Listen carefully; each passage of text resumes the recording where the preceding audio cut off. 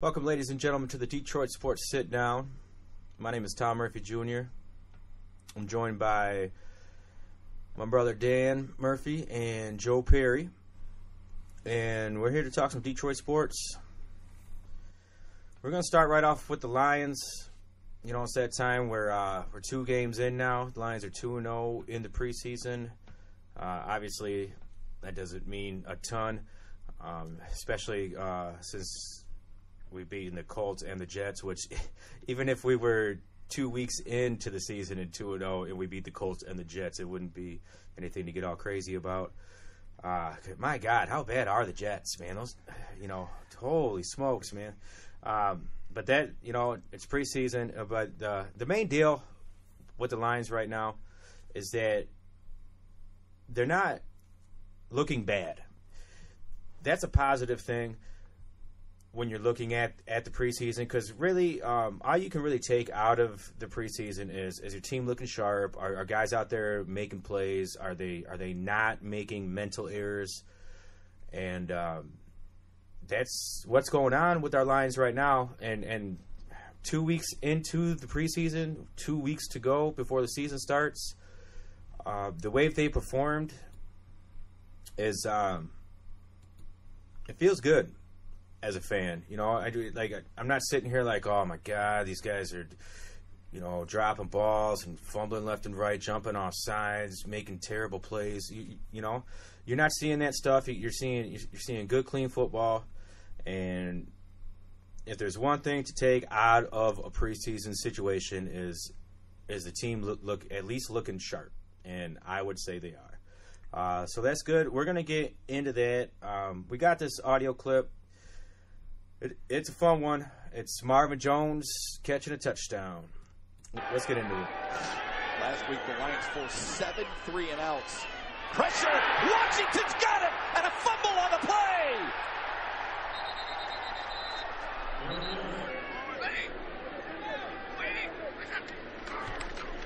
Stafford off play action. All kinds of time. Wide open is Tate, and he's got it at the 25. Time you get a turnover, you get this ball at midfield, you want to take some type of shot, and a nice touch pass by Matthew Stafford to Tate. And Tate, understanding anytime you go across the middle, you got a shot at taking a shot. No problem from Matt Prater, and the Lions take advantage. Hackenberg on a quick drop. Pressure comes up the middle, and down he goes. Sean Robinson. Akeem Spence, actually with the move right here. He's ever open. How's that? That works. And it's Jones on a slant for the first down. Nice strength by Jones getting off the bump coverage. His foot in the ground and keeps going north.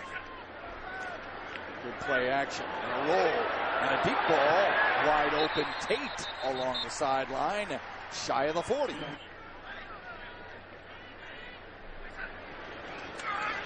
Lofting for the corner. Marvin Jones has got it. Touchdown. If he's even with Morris Claiborne, number 21, you throw the ball deep. If you see Morris Claiborne behind Marvin Jones or ahead of Marvin Jones. So you root for guys like that. There you have a few of the highlights from the Lions' victory over the Jets in the preseason game 2. Guys, what are some of the takeaways from this game? As I said, you can only get so much out of the preseason. Wins and losses obviously don't matter.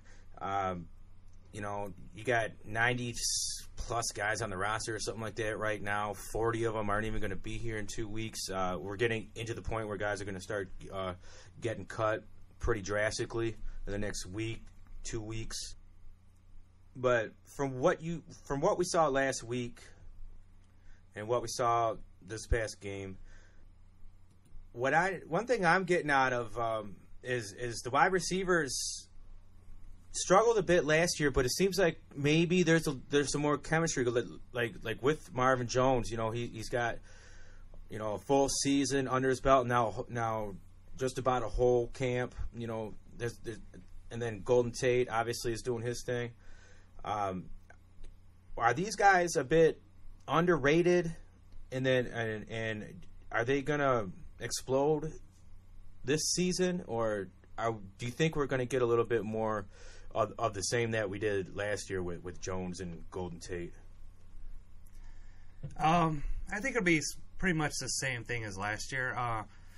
With Stafford getting a whole nother year, under his belt with that offense, I think they're going to take another step in the right direction, and Marvin Jones on the team another year. So I think they'll be a little bit better. And then with Galladay, I think he'll be a good, big target to have. So I think they will be a little bit better than last year. And Stafford, I think he's going to have a little bit better year this year, especially without a hurt finger. I agree with you guys. Having another year under Jim Pop Cooter's offense is going to be huge. Another offseason, another preseason going into this regular season, I think is huge for this offense. And it's a lot of the same guys, a lot of the same receivers, same running back, same skill players, and obviously same quarterback in Matt Stafford. And the big step up is Kenny Galladay. I think Kenny Galladay is going to be huge. Man, I already don't know. I mean, all that hype was around last week. Got the 2 touchdowns this week. Barely does anything. I think it's bust season now, man. It's already, man. We got the highs, we got the lows, man. Here we go. Galladay's a bust. He's. You're a true Lions fan, man. True Lions, man. Week to week. I think you see it. I think you saw the extreme hype that he got last week, and then came back to earth a little bit. But I think it was more of like he had any bad plays. He dropped balls or anything. It's more of a scheme thing, and it's just like the guys who are open at the right time, right place at the right time, those are the ones who are going to get the ball. A lot of that is situational. It's not like they were forcing anything. But it's nice to know that he's probably going to make a splash immediately, I would think. And he definitely adds now with the loss of Anquan Bolden. Galladay, he could fill that role. I think he could more than fill that role. Yeah. I mean, for sure. I'm riding that bandwagon as much as anybody, but I mean, Anquan Bolden was a 36-year-old, veteran. He was the leading touchdown receiver for our team last year, also, though. Yeah, but he wasn't making any, explosive, big plays. He was a nice safety valve. Yeah, he was sure-handed. Yeah, he goes in the middle. He knew where the first down marker was, unlike Eric Ebron. Yeah. I'm not taking anything away from Anquan Bolden. I just think there's an opportunity here for somebody like Galladay to come in, as a 22, 23-year-old rookie and really make an impact with his athleticism and his size, and to come in here and be a big-time player on the outside. And that if he can be a big-time player on the outside and be the number 2 receiver, that opens up Golden Tate to move around a little bit and play in the slot, which I think he's a little more comfortable. That's where Tate can be, man. Golden Tate has that ability to get in that seam and take a 5-6 yard pass, make one move, and it's a 30-40. Well, if not a 30-40 yard play, but eventually take it to the house, which is the ultimate goal, obviously. With this receiving core, I think a big factor is going to be Eric Ebron.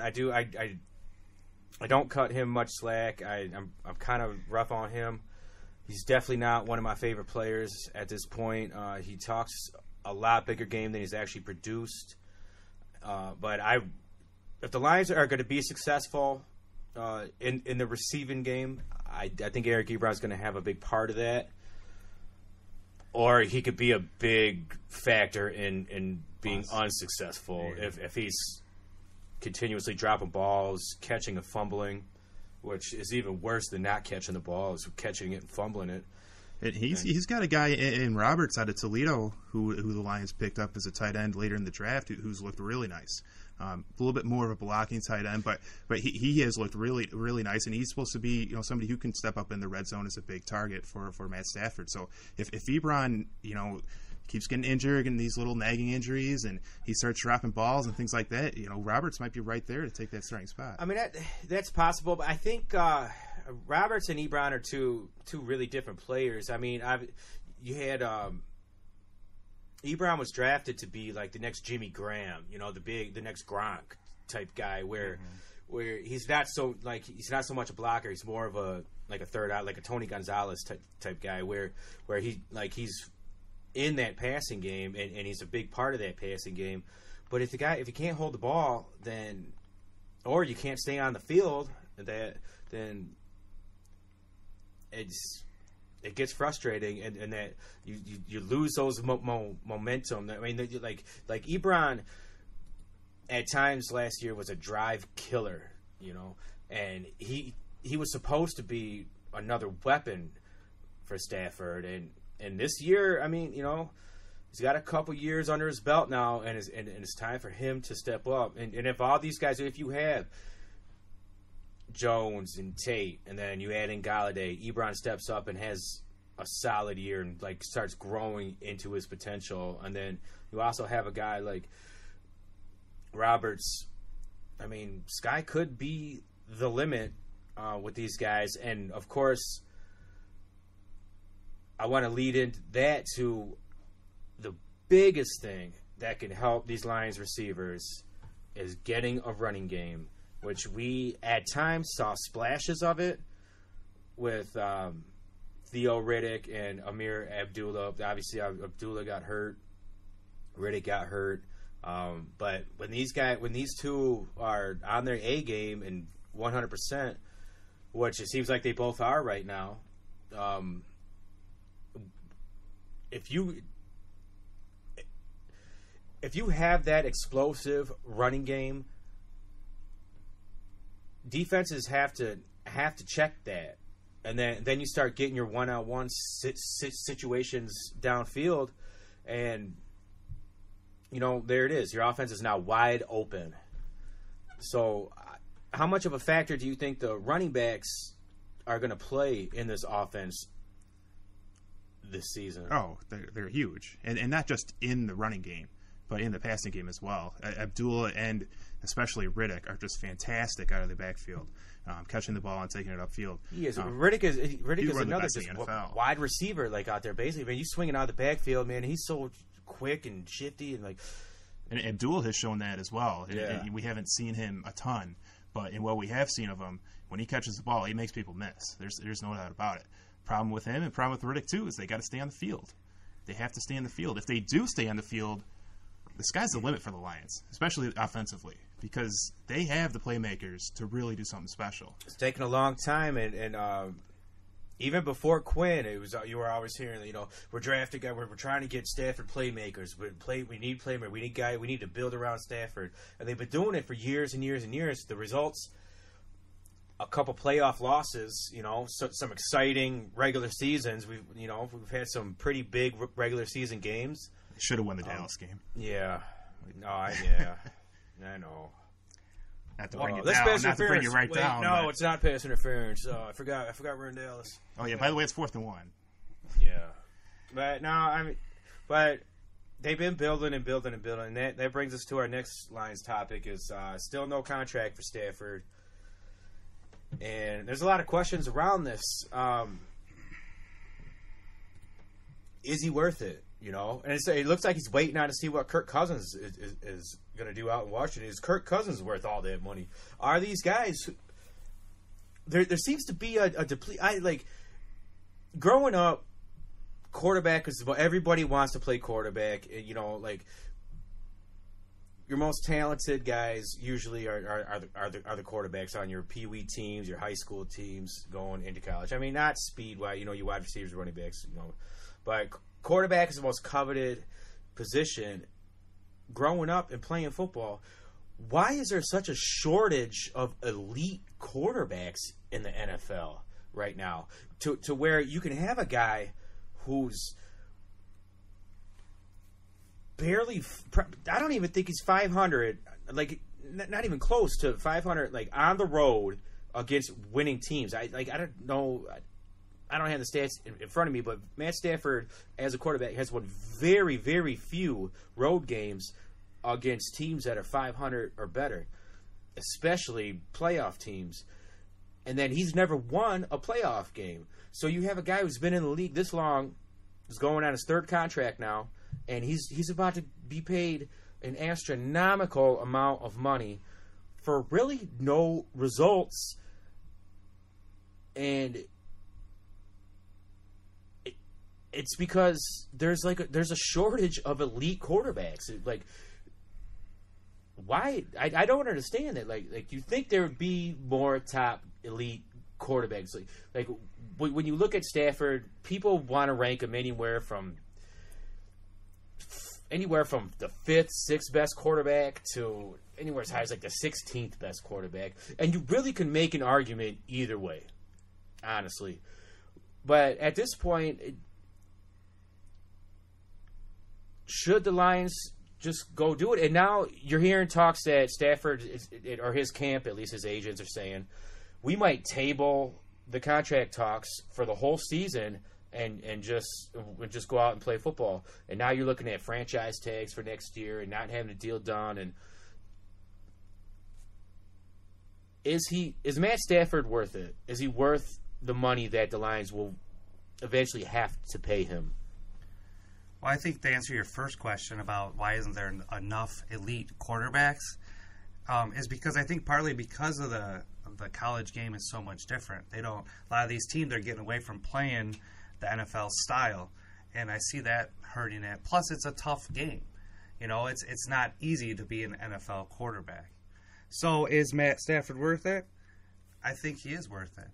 I think if you're getting up over the $30 million a year, then 15% of your salary. Then I say he's probably not, just because you're, like you said, 15% of your salary cap is on one guy, and it's just going to keep getting worse and worse and worse. You know what I'm saying? But where are the Lions if they don't have Stafford? Let's say they let Stafford walk, right? He goes sign somewhere else, wherever he ends up going. Where does that put the Lions at that point? Yeah. Puts us way back. Way back, right? Right where they were before they had Stafford. Yeah, I mean, you're right. You're right there. You look at 2 to 3 wins. You go from, because what are the Lions? The Lions are mediocre to just above mediocre right now in the last 4 or 5 years. But you feel like they're getting towards something. You feel like they're growing towards something. If you let Stafford go, you erase all of that, and you're starting completely from the bottom again. What if we win 8 games this year, or 7? It depends on the circumstances. I mean, you're assuming everybody's healthy. Well, that's the thing. Everybody's not going to. We're already missing a left tackle. Yeah, football. I mean, there's obviously a lot of circumstances that would play into that. Let's assume they win 7 games and Stafford plays okay, mediocre. Then maybe you question it. I don't think Stafford's going to have a mediocre season. I really don't. I think he's going to have a great season, regardless of what happens around him. I think he's going to have a great season. And that puts you in a situation where you have to pay him, because you can't let him walk and then sit there and try to draft quarterback after quarterback after quarterback, hoping that one of them pans out. Because you see how that happens. It rarely ever pans out that you get a good quarterback. It finally did pan out for the Lions. They got a good quarterback. They drafted a good one. They got to keep him. And if it means $29-30 million a year, it means $29-30 million a year. If it means 15% of their salary cap, it means 15% of their salary cap. They have to keep him. And I think we've talked about this now every week, but are we beating this thing to death? Like, he's the most important player in the city. I don't think we are beating it to death. They have to, it's a huge story. Yeah. Do you think fans are getting burned out about it though? Like could Stafford not? Because you see him, he's the face of the Lions. He's on the Ford trucks, the Ford truck commercials. He's the face of the Lions, and I can't see him not signing him. But then why is it taking so long? Do you think maybe Bob Quinn has something up his sleeve potentially, or does? I'm just joking. No, I mean maybe not. Yeah. But maybe you groom him for another year or two. He looks decent. Whatever, yeah, but decent isn't going to get the job done. Not to where Bob Quinn took this job to take the Lions to a level that the Lions have never been before, and I believe he's going to find a way to do it. But maybe he knows that he doesn't have. He's building the team around what he ultimately wants, and he sees his same thing with Caldwell. I don't think that Bob Quinn is gonna. I think Bob Quinn knows that his coach is still a defensive coordinator over in New England, and he's going to eventually get him. What if Bob Quinn has something else up his sleeve with maybe say a Jimmy Garoppolo who's over there backup quarterback in New England, or like he's got something else up his sleeve, and he knows that Matt Stafford, while he is good to very good, maybe he's not elite, and he could take a lower price quarterback who is good to very good at a much smaller cap side, much smaller cap hit. Yeah, cap hit, and he's just biding his time. Maybe that's why these negotiations are getting done, because the numbers are there. All right, it's already done. Derek Carr has his contract, and it's the next one on Washington. You don't know what's going on over there. I don't think Washington wants to sacrifice their whole future for Kirk Cousins, because they probably don't believe that he is the one. But because of the way the market is, that's what he's commanding, and they don't have a better solution without him. So they continue to franchise until something does work out, but they don't want to make that commitment. And Stafford could be in that same boat where while other teams would make that commitment, those teams will be teams that are perennial losers. And so, I don't know. At the same token, they do have time. It's not like it has to be done before the year. And with that said, it doesn't it even gives you opportunity, because he could be he could be franchised this year, and then 2 years down the road. And also, what if Stafford gets hurt? What if he blows a knee out? Yeah. What if he blows a shoulder out? Well, that changes the whole That's conversation. why, and that's the other thing. Like, why wouldn't Stafford just want to get this done? Yeah. Like, because that taking is a chance on himself. What you fighting for another $4 or $5 million a year? He's already got millions and millions and millions of dollars. It's a different sport, but Scherzer did it. He took a huge chance on himself, and he paid off. It paid off swimmingly. Yeah, it paid off great for him, and he's right. But I mean, and Scherzer took that risk. Scherzer could have blown his arm out. Could have gone down for that Tommy John surgery. Stafford, I saw on the broadcast that Stafford actually just bought a house in Atlanta. Yeah, well, that's where he's from, though. I mean, he's from Texas. I mean, he went to school in Georgia. I know, but still, if you're just about to sign a huge contract in Detroit, why would you buy one in Atlanta? Well, it's not like he's going to Atlanta. I know that, but I'm just saying. He could be going to downtown south somewhere, but yeah, exactly. It's like, why didn't I'm sure I don't take too much into that, because I'm sure he's got a place here when he's playing. And they are. Come on, LeBron James has like 7 homes across the United States. Yeah, man. that's LeBron James. But it's just like Verlander bought a house in L.A. Yeah, he's still got 2-3 years left. Yeah, I'm just throwing it out there. No, I did see that, but I'm not going to drum up that conspiracy, because he's definitely not going to Atlanta. Matt Ryan is not going anywhere anytime soon. I don't think that's any type of... It would have been nice to see him buy a huge mansion That's what I'm saying. in the Detroit area. Well, I see what Joe's trying to say. They're doing just fine. I'm sure he lives in a very nice home around here. I get your point, but I wouldn't read nothing into that.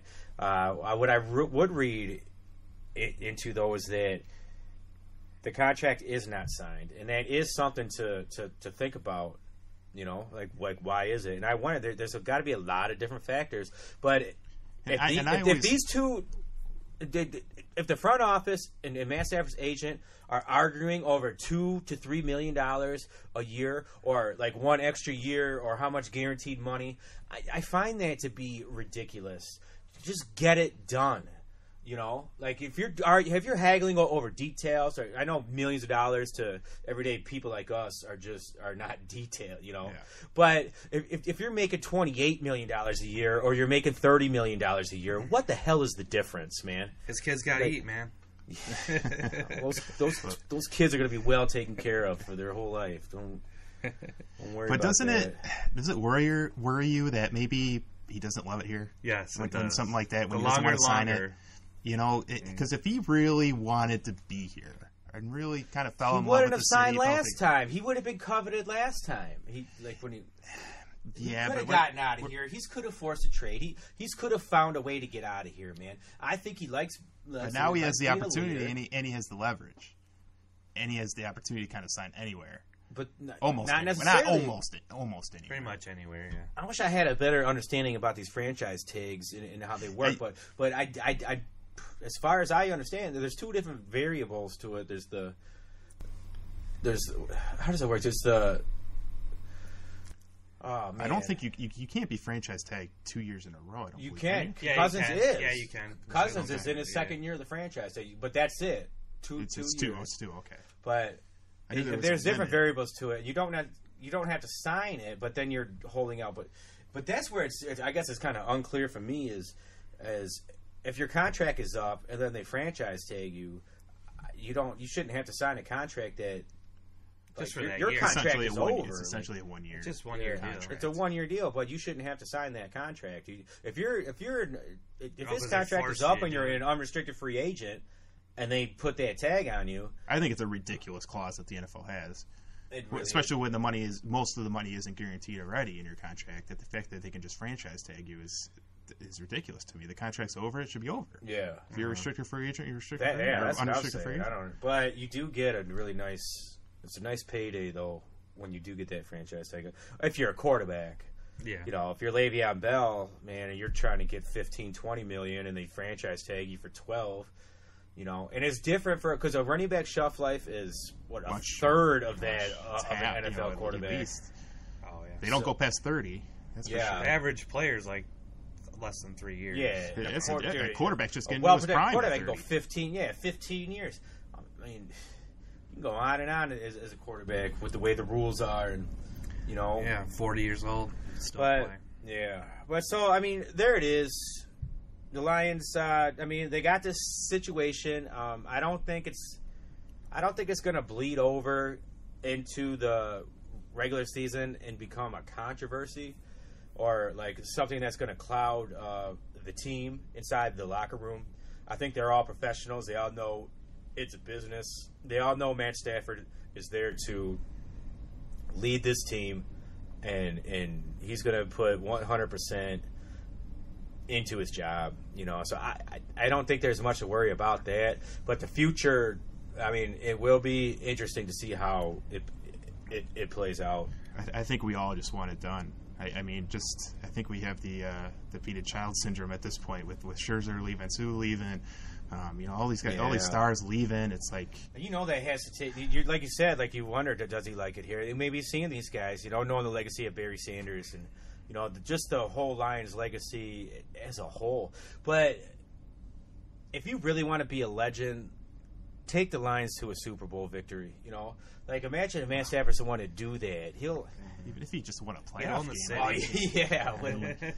You know, but he could, and it's his team right now. So and it's his legacy, and if he does leave it in free agency, he's going to have a lot of options, but they're not going to be winning options. You know, most likely They might be. I mean, possibly. What about Denver, maybe something Houston? like that. Man, there's a bunch of teams that are begging for Baltimore. quarterbacks who have great teams Well, around them. and that's the thing with these But elite can they quarterbacks. pay There's so many him $30 teams. million a year? That's Yeah. the thing. That's keep true, but And when you When have what? that great defense, you don't have the money to spend on $30 million on a quarterback. that would be the thing I would be worried about, though. Is does Stafford just say, "I'm just sick of losing. I'm sick of having crappy teams around me." Maybe he just wants to leave and go get to a better team, a better franchise historically. Honestly, I don't blame him. I think the Lions might finally be, and I am. I got the Kool-Aid eyes, the Honolulu blue Kool-Aid running through my veins, but I do think that the team, like we drafted him the year after 0-16, so he knows that like it was the worst of the worst, and he's been a part of an upswing here, and. It looks like things are starting to look up, and so I think he would want to stick around to be a part of this, because if it does, you're looking at a Chicago Cubs type situation where, if the Lions do make it far, possibly win a Super Bowl at some point down the road, and he's the leader, then he goes down as a legend. He is a legend at that point, and that's a pretty nice opportunity for somebody to have, to take a whole franchise and take them to the promised land. So, I don't know. We'll see. We'll see how that plays out. We got a big game, a huge game, the dress rehearsal game. New England Patriots are coming into town tickets are going rampant on StubHub. Like I've never seen ticket prices for a preseason game so high. It blows my freaking mind. It's going to be damn near a sellout at that game. Will be. Yeah, that game's probably going to be sold out. They call it the dress rehearsal. It's the third preseason game. It's at home, which is nice. It's the Patriots, which everybody loves to boo the Patriots, but they're like the Yankees. Except for Tom Brady. Tom Brady's Michigan boy, go blue. So you're going to see a decent amount of him too, probably first quarter at least, maybe even the whole first half. You get the Patriots. How much stock should we take into this game coming up? I do think that as far as preseason games go, this is a pretty big one. As far as this might be the biggest preseason game the Lions have ever had. And I mean that's kind of like an oxymoron, but I mean for real though, because you get a test because you're gonna see, at least in the first half, you're gonna see most of the starters on both squads going at it like it's a real game. Especially the third game of the year, and you get the Patriots, you get the it's at home, it's against the Super Bowl chance, the New England Patriots. It's your third game. It's the one where you really react to this one, and that's why tickets are going, man. You're going to have a regular season atmosphere inside that stadium for the first two quarters, and it will be a judge of character. It'll be a good showing to see where our team's at. Are they can they come out and keep it up? Can the offensive line, can Greg Robinson continue his steady play at left tackle? That's going to be something that has really been monitored so far, and I think it's going to be really on display this week. The offensive line's got to show up whole team has to. The whole team, and then the defense. The defense has been looking really good, but like I said, D line I thought looked real good in the. And we have some depth on the D line, don't we? Mm-hmm. Well, I mean, they lost Kyrie Irving. Yeah, but they didn't really miss a beat. It was the Jets, but they did look good. But they looked good. They didn't make mistakes. They were getting to the quarterback. Guys were hitting.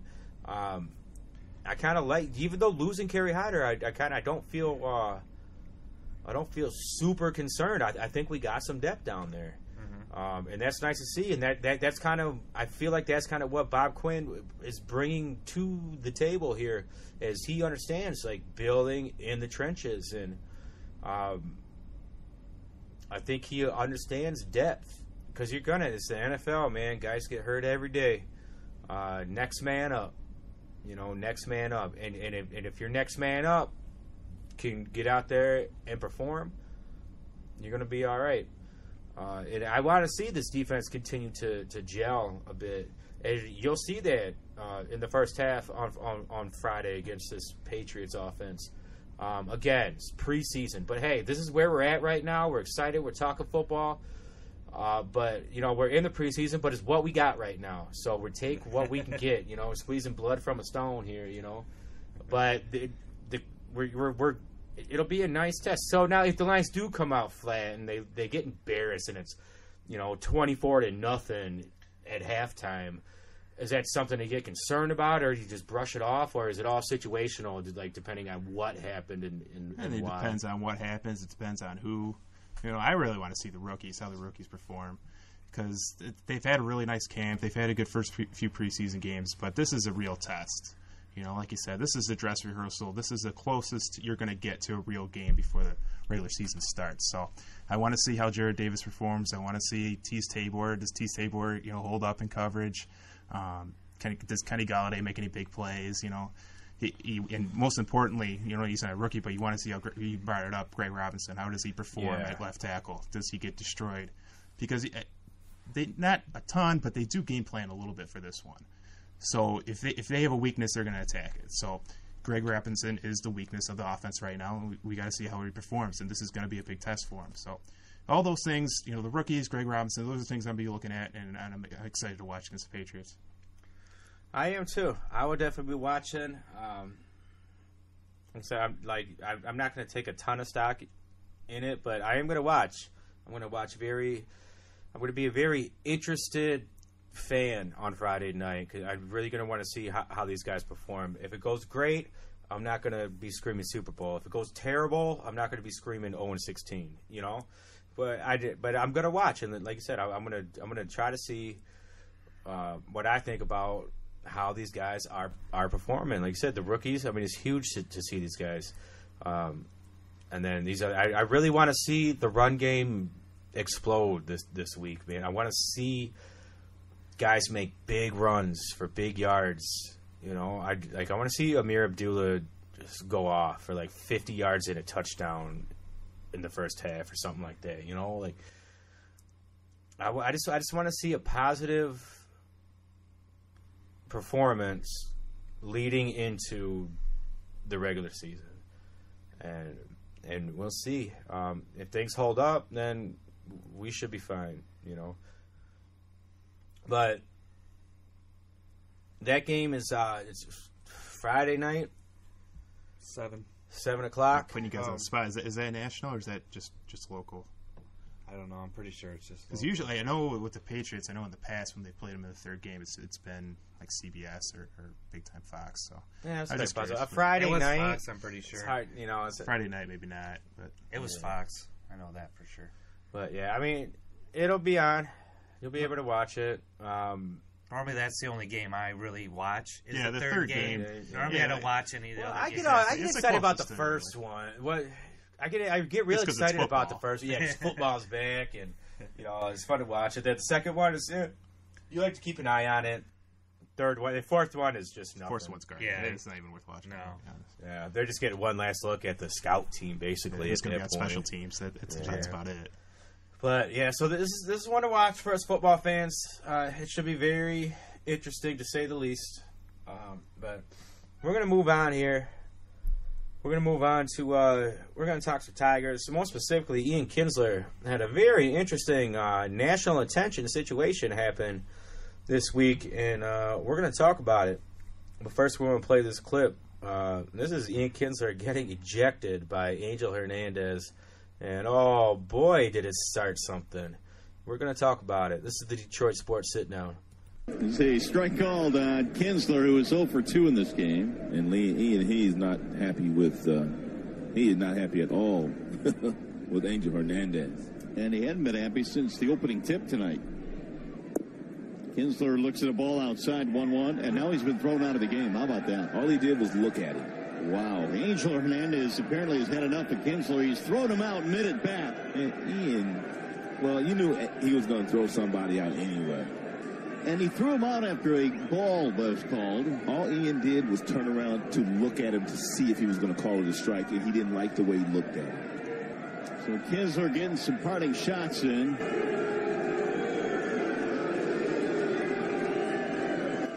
And the former Ranger now has been ejected from the game. Ian Kinsler says he didn't swear, he just wants a change.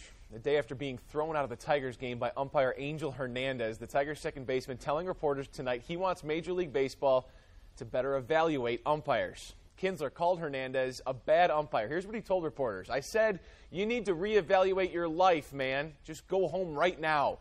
Get out of the game. Just leave the game alone, please. Kinsler said Henandez is blatantly changing the game. He kept going. Candidly, leave the game, he told the 20-year vet.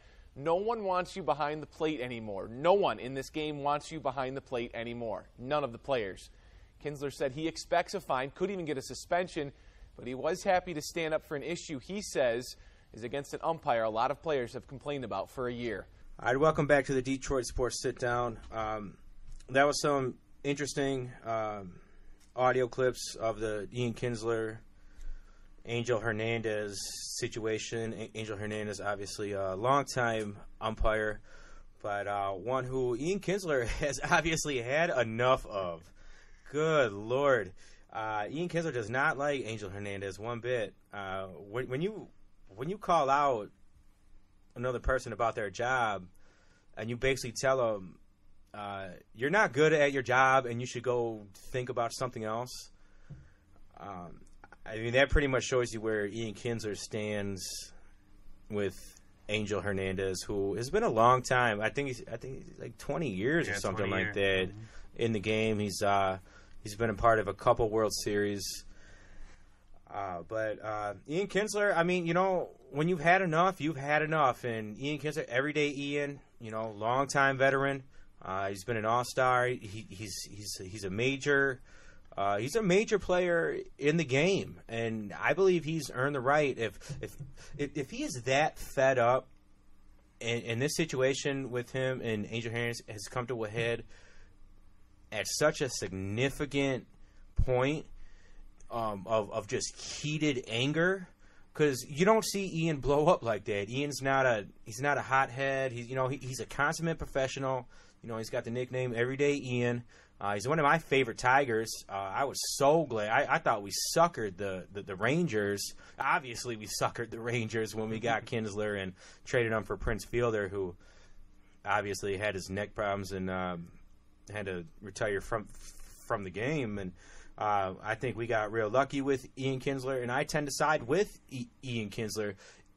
If his anger and his frustration has built up to such a point where he unleashed like that, you do not see that in baseball. You don't see it in sports. I mean, you see it from time to time. Obviously, players and umps, and in other sports, players and refs will get into situations. But Ian Kinsler went off on Angel Henandez.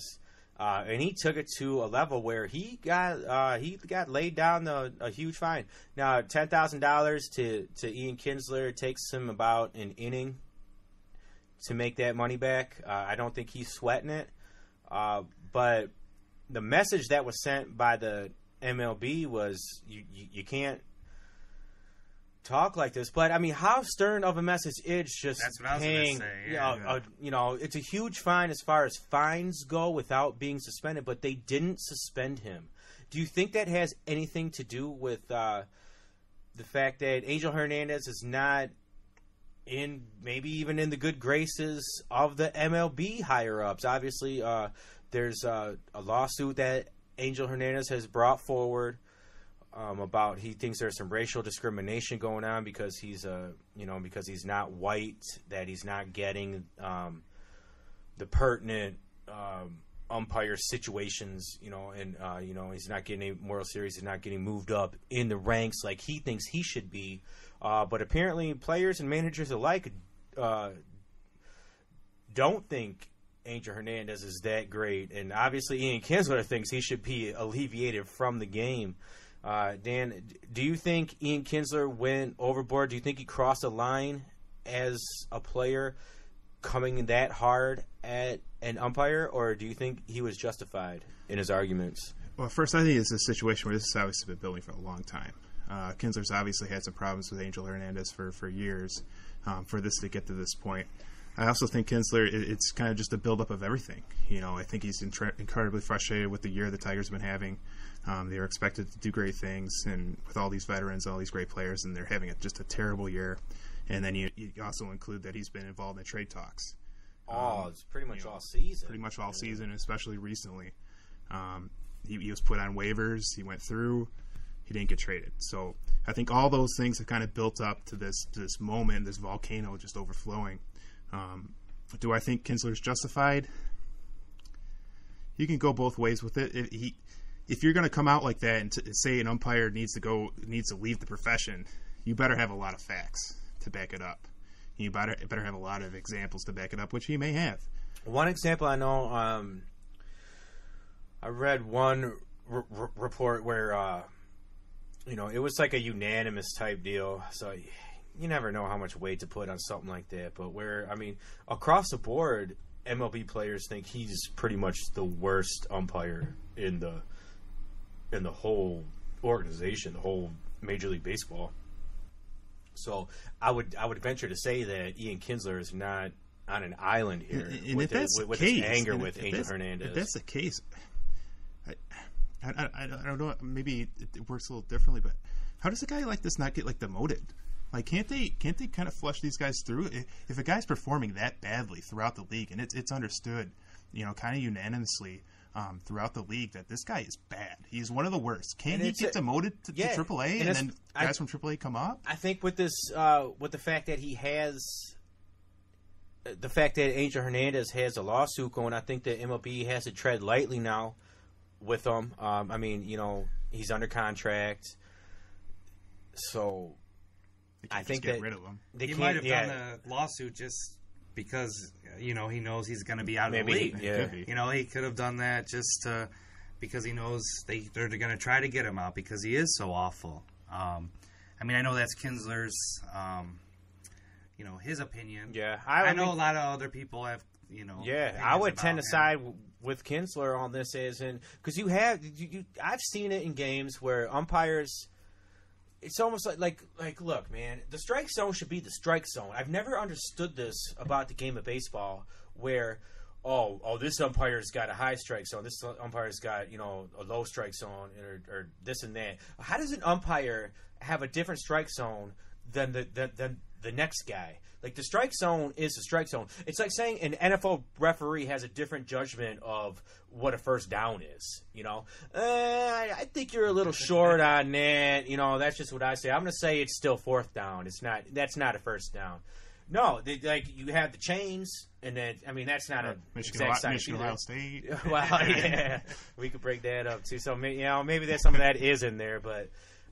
Still, though, what I'm saying, I've never really understood that because you look at, when you're watching a game on TV, you got the strike zone's right there.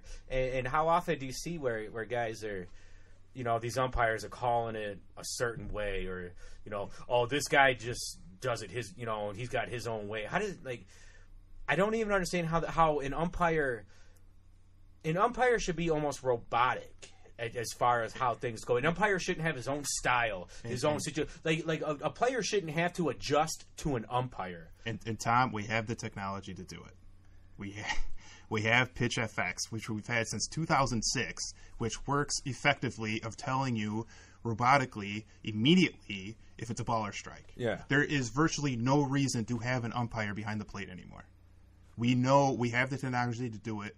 It's going to dictate. Well, you still got to have perfectly. You got to have behind the plate for plays at home and to be the head umpire to. Yeah, but essentially they're almost they can be almost strikes, invisible at this point. Yeah, honestly, the guy could have a watch, like a buzzer on his right hand and a buzzer on his left hand, and if the buzzer on his left hand buzzes, it's a ball. If a buzzer on his right hand buzzes, it's a strike. I think we have better technology than that. Think about it though; it could be that simple. Because you could have the computers all linked up, and it could be that quick. If he buzzes this, ball.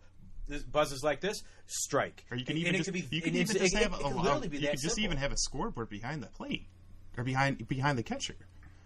That shows you whether it's lights or whatever you want to do. You don't even have the umpire there to tell you if it's a ball or strike. You just have the scoreboard do it. Well, you can't automatically just look back at have to look back at every time. No, you do need an umpire, like you said, for at home. But I do like the Fox track or whatever it's called. No, I do. I think it's exact.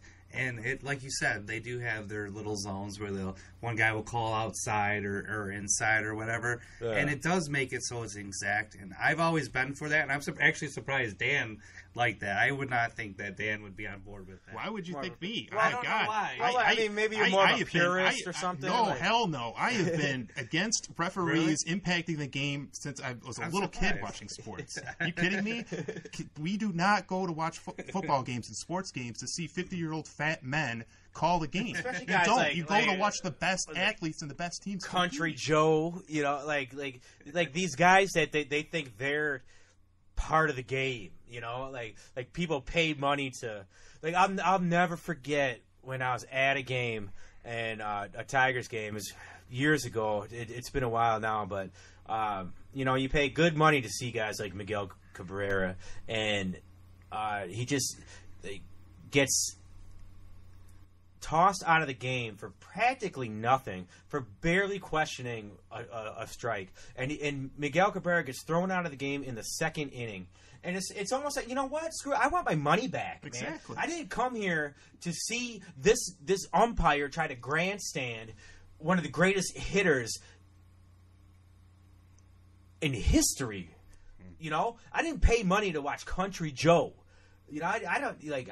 I came here to watch Miggy and watch my team compete at the highest of their ability. And when you get these umpires trying to be bigger than the game, or like it doesn't make any sense. Now I do. You need to respect the umpires though as well. I mean, there's got to be have a some level of respect respect. for But them. why? Why? There's no need for them anymore. There is literally no need for them, especially in baseball. There is no need.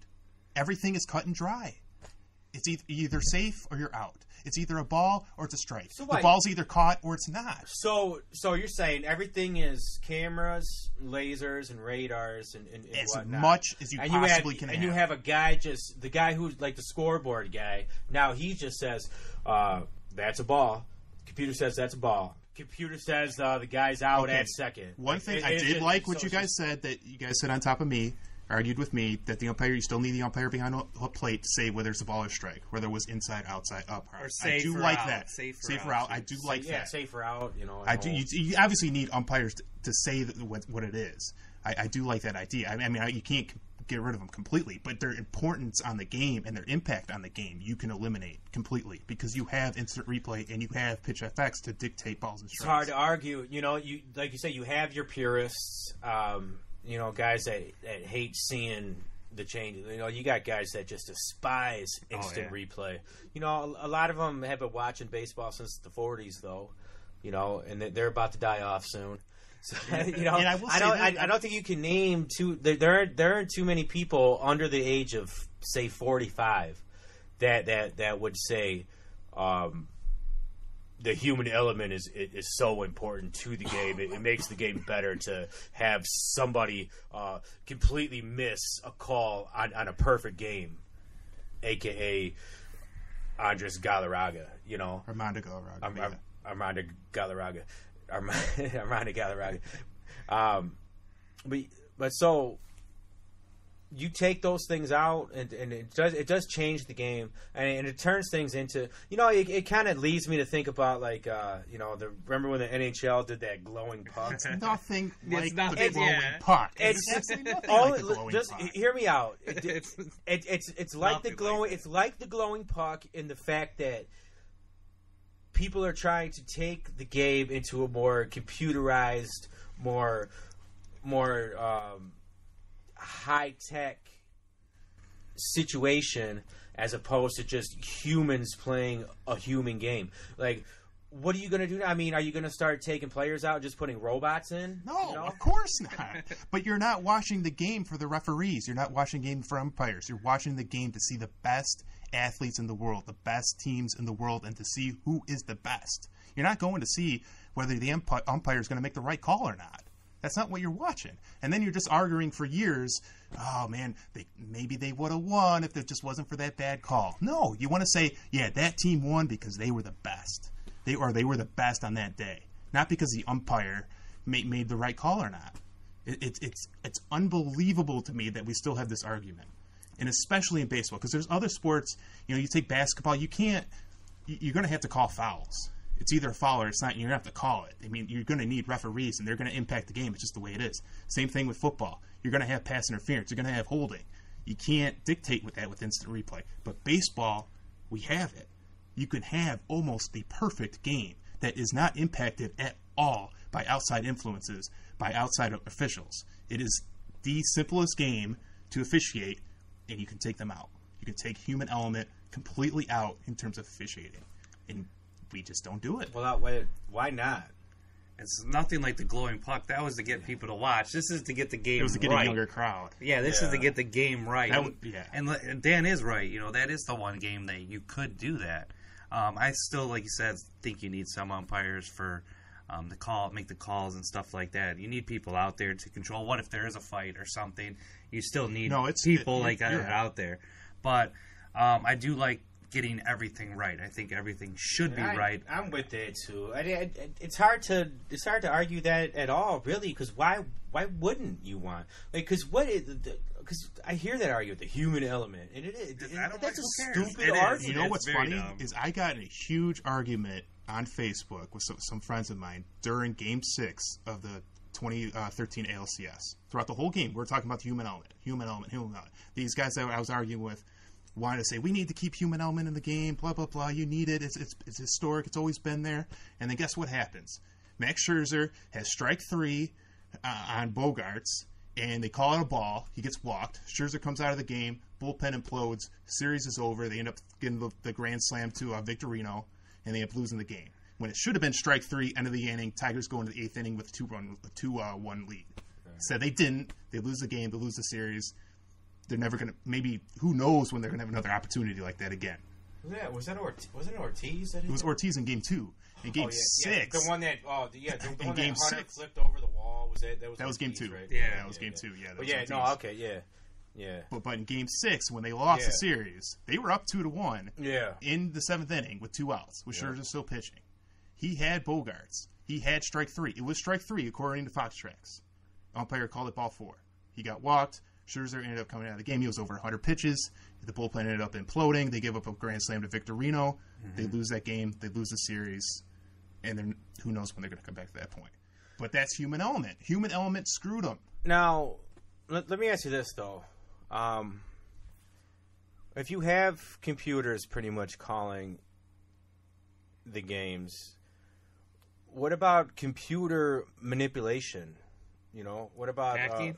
You mean? Not so much as hacking, but like just the computer glitching, getting things wrong. Is there any type of factor to that? Like, do we have so much trust in like computers and technology right now that we would just turn a blind eye and just whatever that thing says is right? That's a good point. It's something I haven't thought of, to tell you the truth. Because computers don't always, they fail a lot. So that's a good point. You have to have a backup system. $1 billion business. I would hope that they would have, if they're going to finally implement this. And maybe Tom may bring up a good point. Maybe that's why they haven't implemented it yet, because it's not perfected. But I got to believe at this point, it's 2017. It's $1 billion business. Yeah, we're probably the cars that drive themselves. Exactly. Man. Okay. I think we can. I think they have the technology and they can perfect it to the point where it's then not going to why make these don't glitches. they do it? Because how can there be that many purists still left? And you're saying like Major League Baseball are starting to implement these rules to get the millennials to watch the game. The younger generations can't sit through a 3.5 hour game, so they're trying to find ways to speed up the game and trying to find ways to do it. I think a major way to speed up the game or correct the game or get people possibly more involved from the younger generation is to implement these computer systems. I don't know. I would rather have a 22-year-old just out of college, out of some Ivy League engineer running the computer system. What about that moment? Though, man? It's 2 down, bottom of the 9th. Justin Verlander's just about to finish his no-hitter, and then he throws that last strike, and then here's the umpire, strike 3. You don't have that. That is the point you guys made. I do like that because you can still keep that in the game.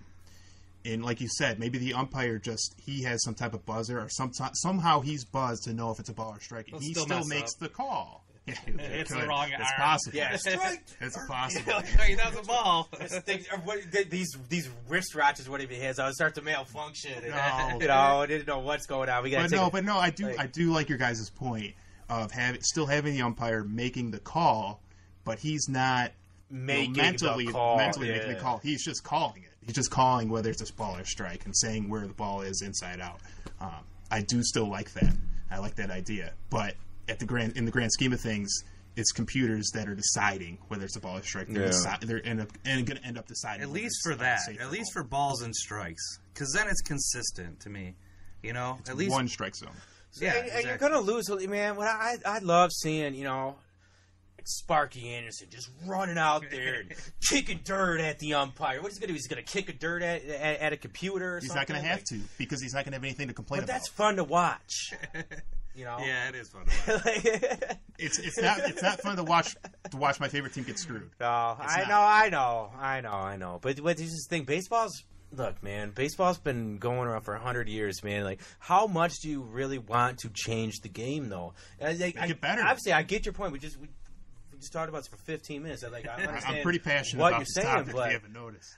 It's just like at what point does it stop? Though is what I'm saying. Like I've made. At one point, what are we going to just start watching robots just play around and whoever can build the best robot? Like at what point do you stop it to where like these changes to the game and like things evolve though? I mean, the game has evolved. The game's 100 years old, but it has evolved, and it's like some things are better, some things maybe not so much, but the game does continuously evolve. But baseball, I think, is the slowest sport. But at the end of the day, it's a ball, a bat, and a glove. And it will always be that. And that's what's so great about it. It'll be 9 innings, a ball, a bat, and a glove. And at the end of the day, that's what it should be. It should be the best athletes playing against the best athletes to determine who the best teams are. Take everything else out of it. Yeah, take everything out. I'm talking everything. You take steroids out of it. You take PEDs. You take everything. You take umpires' impact on the game. All of it. And it's just the best athlete against the best athletes. That's what it should be. That's what it should always be. Yeah. It's hard to argue, man. It really is. Yeah, I'll agree. So with these guys, man, I mean, back to Kinsler, I don't think it was unprofessional of him. Like I said, I think he just had enough. Like you said, he everything boiled up and he unleashed. And I don't know. I side with Kinsler. I do on this one. I don't think he was wrong at all. You bring up stuff like Kinsler's a role model, or it's not good for the game when players are speaking out on umpires. I don't agree with that. I think if this situation has come to such a head where such a professional like Ian Kinsler has had enough, I'm going to side with Ian Kinsler, and I think the fact that these umpires started wearing these white wristbands to show solidarity for getting called out by players, I think that was a joke. I think that was a complete joke. I think they made themselves look stupider than they already looked, because Kinsler, he brought up a lot of, he really unleashed on this guy, and he pretty much embarrassed him. And these guys, they got their egos, these umpires, they got their egos, so they just this little band together thing, and I think it just made people dislike umpires even more than they already do. I think it was a dumb move on their part. I do think, Joe, you brought up a point of you need to respect the umpires, and with the current rules and the way the game is, I agree with that point actually, that you need to respect the umpires because they still have an impact on the game. As much as I hate it, they do have an impact on the game. And I listened to an interview with Pudge Rodriguez the other day, just after this Kinsler situation. They had him on one of the Detroit stations, and Pudge brought up a good point, and it makes me angry, but he's right. If Kinsler does that, he's still going to have to deal with Angel Henandez down the road. Yeah. Now, is Angel Henandez going to be behind the plate with Kinsler at the plate batting? Is he going to have a little bias now in terms of what are the balls and strikes? And to me, that shouldn't be a part of the game, but the fact is, it is. So maybe Kinsler was in the wrong in doing that. In terms of just down the road for himself, he's going to have to deal with Angel Henandez down the road. Well, they're both professionals, so you need to get over that. As I was a referee for a long time, and you need to be a professional, and you need to get over it and to forget the personal stuff. And if he does, and he starts calling strikes on Kinsler, it just proves his point that he's not a good professional, he's not a good umpire, that he doesn't deserve to be in the game, And I do like when players actually speak their mind, because I'm so sick of the same old answers for everything, the same old answers. I like when they actually speak. They're human beings, and they're like, they have ideas and they have thoughts, and they should be heard. I hate this shut up and play theory. Oh, you're getting paid millions of dollars to play a kid's game. Just shut up and play. No, man. I want to hear what these guys have to say, man. I don't want them to say, well, it was a good game. We fought hard. Looking forward to the next game, and that's it. We're going one game at a time. One game at a time. We're going to tie up our laces, and we're going to go out and fight hard the next one. No, man. Stay what's on your mind, man. Like I'm all about that. I think players should speak up more, and you're seeing that in the age of social media. That maybe that's what Kinsler should have done, man. Is just go on his own social media and just let loose. And should a player...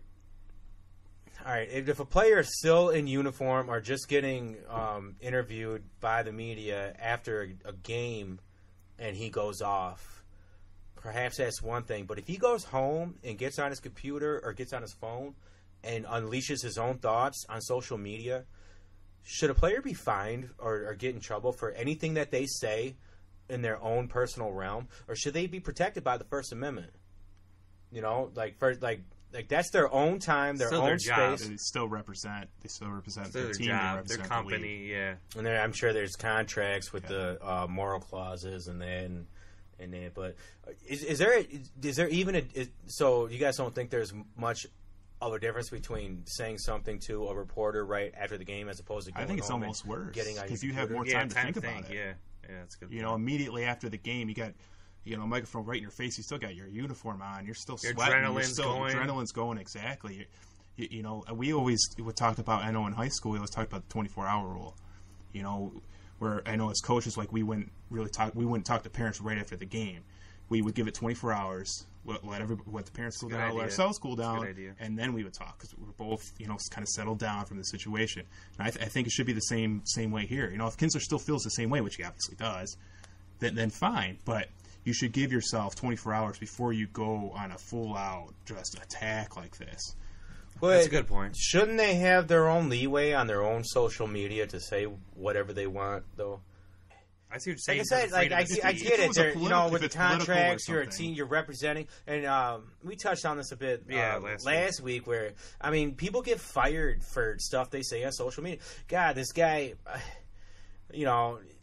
is idiot, man. I don't even remember the exact story, but he was a bar owner somewhere in Metro Detroit or something, Grand Rapids even maybe, but he put up some pictures on social media where he's doing the Nazi thing, and then it just became a firestorm, and the guy had to shut down his bar, basically. The guy's losing his business over some idiotic Facebook was he even stuff. serious about it? Was it his actual stance, or he just kind of joking around? He very quickly retracted when he realized he was losing everything. Yeah. But at the time, he said, it was just kind of a joke. It was out of context. He played that card. That's what I'm wondering. Maybe it could have been. Well, that's very possible too. But that's what it is, man. So the things you do on social media can very directly affect Big you. Time. And it's not. There's no wall between real life and social media. You see it every day, man. Yeah. So you can lose your job. You could lose your job. So, but. It does suck. It's just tough, man, especially in this age, man, where freedom of speech. They call them Twitter fingers, man. Like you get on there, man, something happens, dude, and just instant reaction, and boom, boom, boom, boom, boom, send that out. As soon as you click send, it's there. Because even if you delete it, somebody's going to snapshot. So screenshot, boom, it's there forever. It's the internet. It's there forever, no matter and. So you got it. You got to play it cool, man. But I think these guys maybe should get some more leeway, especially when it comes to social media with how they get to talk about things, man. Talk about the game because it's their lives and it's their spot, their space, their fan base, their people, and maybe they should have a little bit more leeway. But at the same time, you are representing a team, and you're representing. And there are all eyes on you. And it does not take long for things to go very downhill very quickly for a 15-second moment of your life where you said 140 characters, man. It's amazing how quickly things can change. But so Ian Kinsler, us Tiger fans, we got your back for sure. We're with you, and I think you're going to see some. I don't know. You might see something, but this is pretty fierce. It was a pretty heavy fine as far as MLB fines go without getting suspended. So there's probably going to be some more backlash. You'll probably hear more about this. It will be very interesting, like you said, to see next time Ian Kinsler and Angel Henandez are on the field together. So we'll see where it goes. But Kinsler, we got your back, buddy. Every day, Ian. We're going to change it up to where, instead of just having to argue and yell, man, where people actually get to punch each other in the face. And that is Mayweather and McGregor. People are going to bleed. Well, probably not. Probably not, to be honest with you. I don't think anybody's going to get hurt that bad in this fight. But we're going to get into that next. We got a nice little clip for you. So stick around. When we come back, we're going to hear about this, man. It's a big fight. They're calling the fight of the century, fight of forever. You know, biggest thing that boxing and UFC, either one of them has ever seen. I tend to disagree. I think it's a lot of hype for a major letdown. But that's just one man's opinion. But let's get into this hype clip. This is the Detroit Sports Sit-Down. What if you were in the ring with Floyd Mayweather? What do you think would happen? If I get the itch to come back, it really won't be for the money, but I have to get paid. You know, that's why the nickname is Floyd Money Mayweather. If you're asking would I like to fight Floyd, I mean, who would not like to dance around the ring for $180 million? Yeah. Never compare Conor McGregor to me. That's a total disrespect. I'm an elephant. Elephant don't beef with ants. Let's take out the sports. Let's take out rules. Who wins if we just fight? Me. This Conor McGregor, this little bitch. I don't give a fuck about Floyd. This little bitch Conor McGregor keep getting favors off my name. Floyd's a bitch. He's petrified. As soon as I touched down in Las Vegas, he retired twice. He retired twice. Yeah, Conor McGregor, stop blowing smoke up people's ass. You little bitch. If you want to fight, let's make it happen, you punk. Well, fuck Floyd. Trust me.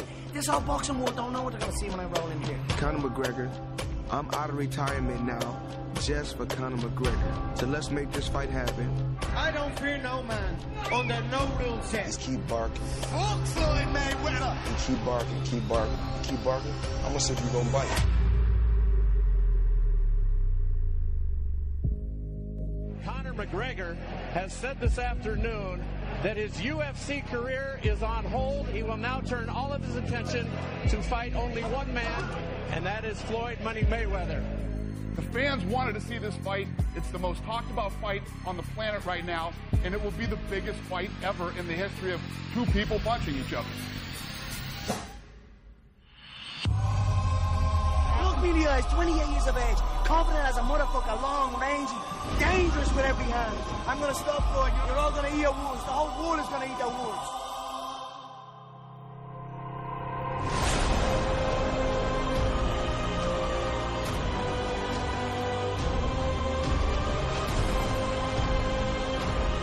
You speak boxing, you speak in Mayweather.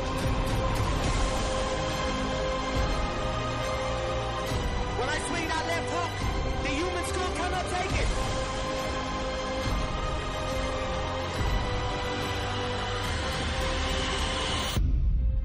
There's no boxer in history that has accomplished what I've accomplished. Everything you taught me from day one.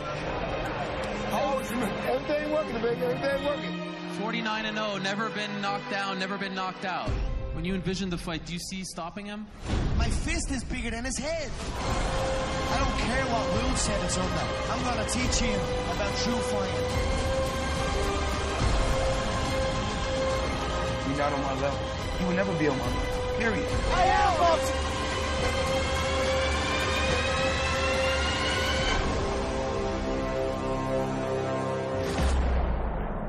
Get the fans wild for this, and let's go and have a proper knock under specific rules to keep you alive.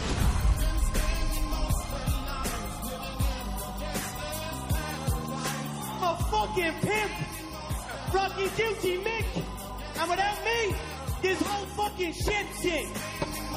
Name is Money Mayweather.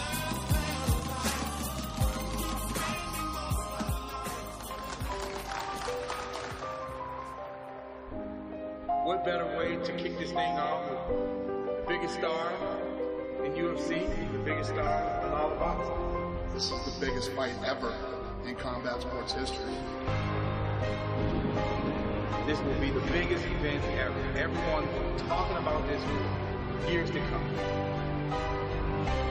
This is the fight that the world will be watching. When it comes down to boxing, I'm the best at this.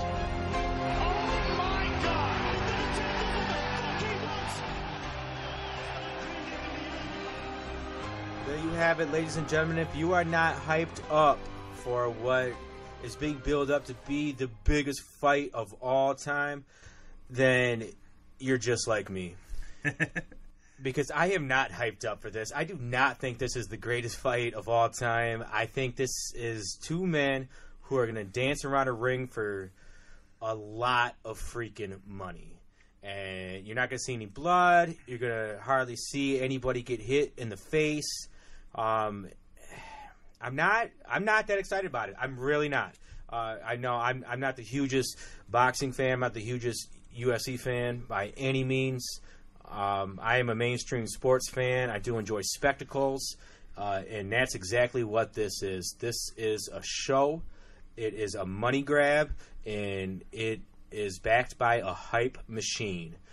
We are on the level of WWE right here with this, and I'm going to let you guys talk about. We're going to talk about this, but I'm going to make my point right now. Is that kind of a joke? Kind of not, though. I almost honestly I really kind of think this, where you might see some controversial stuff go down.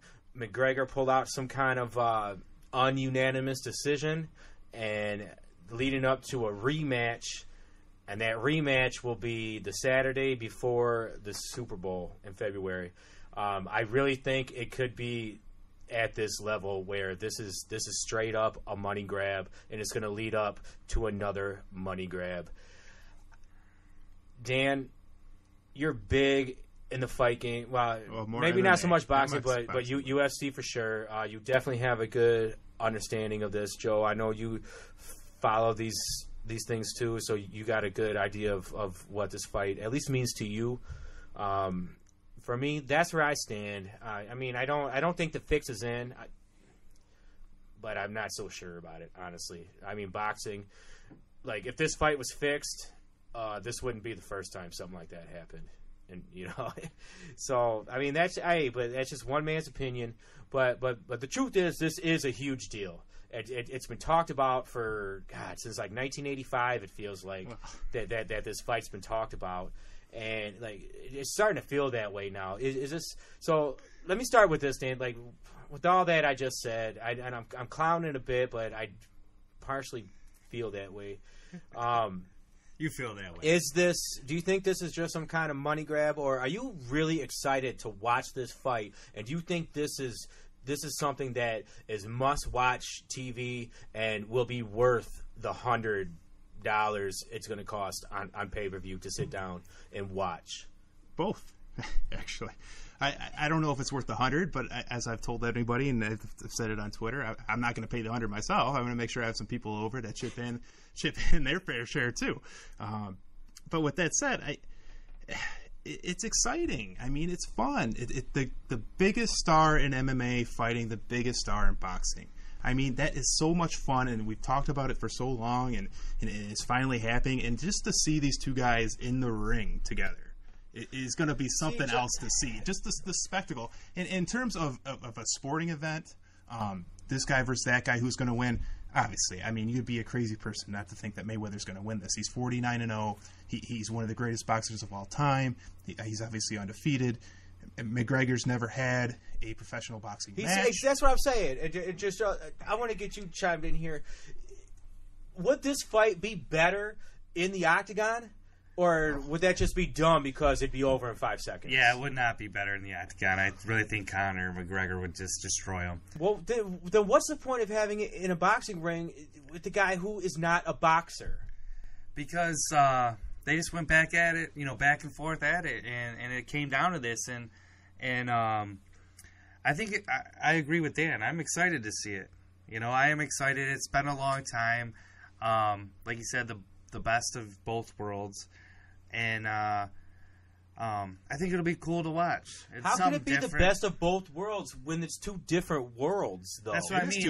It's two different worlds. Yeah, but he's going into the boxing ring. So you're taking 85% of Conor McGregor's skill set. You're taking it right out. So, yeah, absolutely. I would have rather have seen a kickboxing match.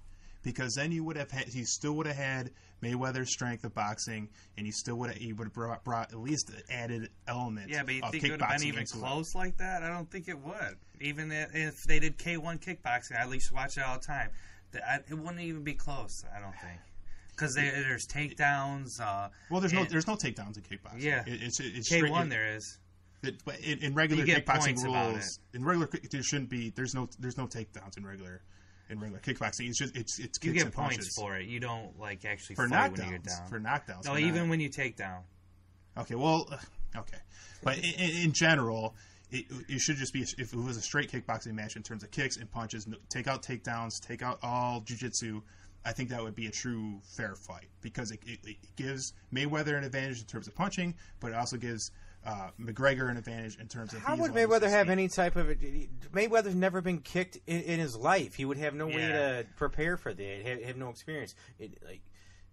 How could that be fair? I think the only way for it to be done is this way, is boxing. This is the only way it could be done. I just feel like it may be a little bit more interesting, a little bit more fair in terms of the two skill sets. If it was more of a kickboxing. So you think McGregor's going to win? I think Mayweather's going to win. No problem.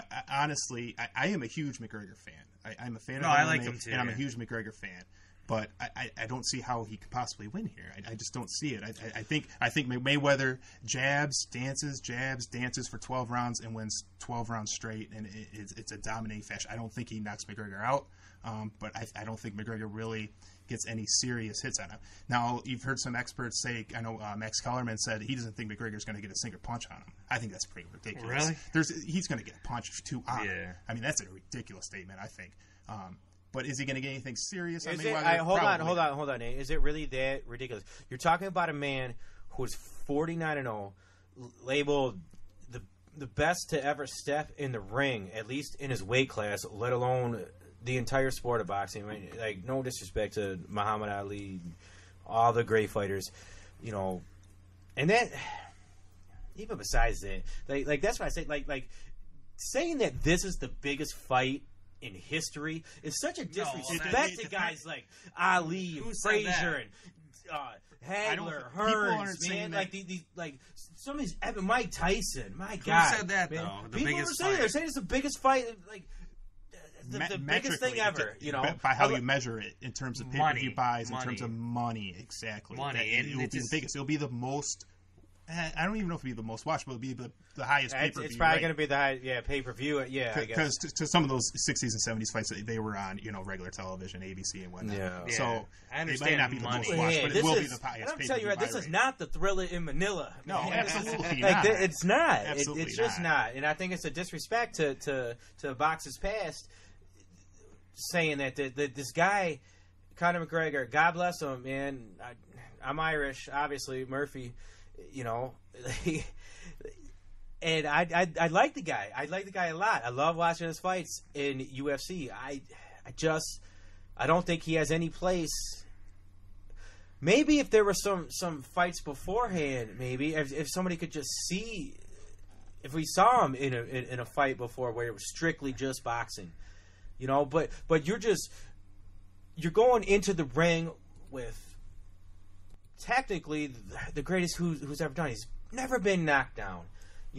He's never been knocked out. He's also 40. Barely lost fought in 2 years. I don't even know if he's ever lost a round. I'm sure he's lost a couple rounds throughout his fights, but he's barely been touched, man. And he's 40 or whatever. But as far as boxing years, like, that's a lot, but it's not that much when you're barely getting touched by professionally trained, lifelong, strictly boxers. And this man has dominated.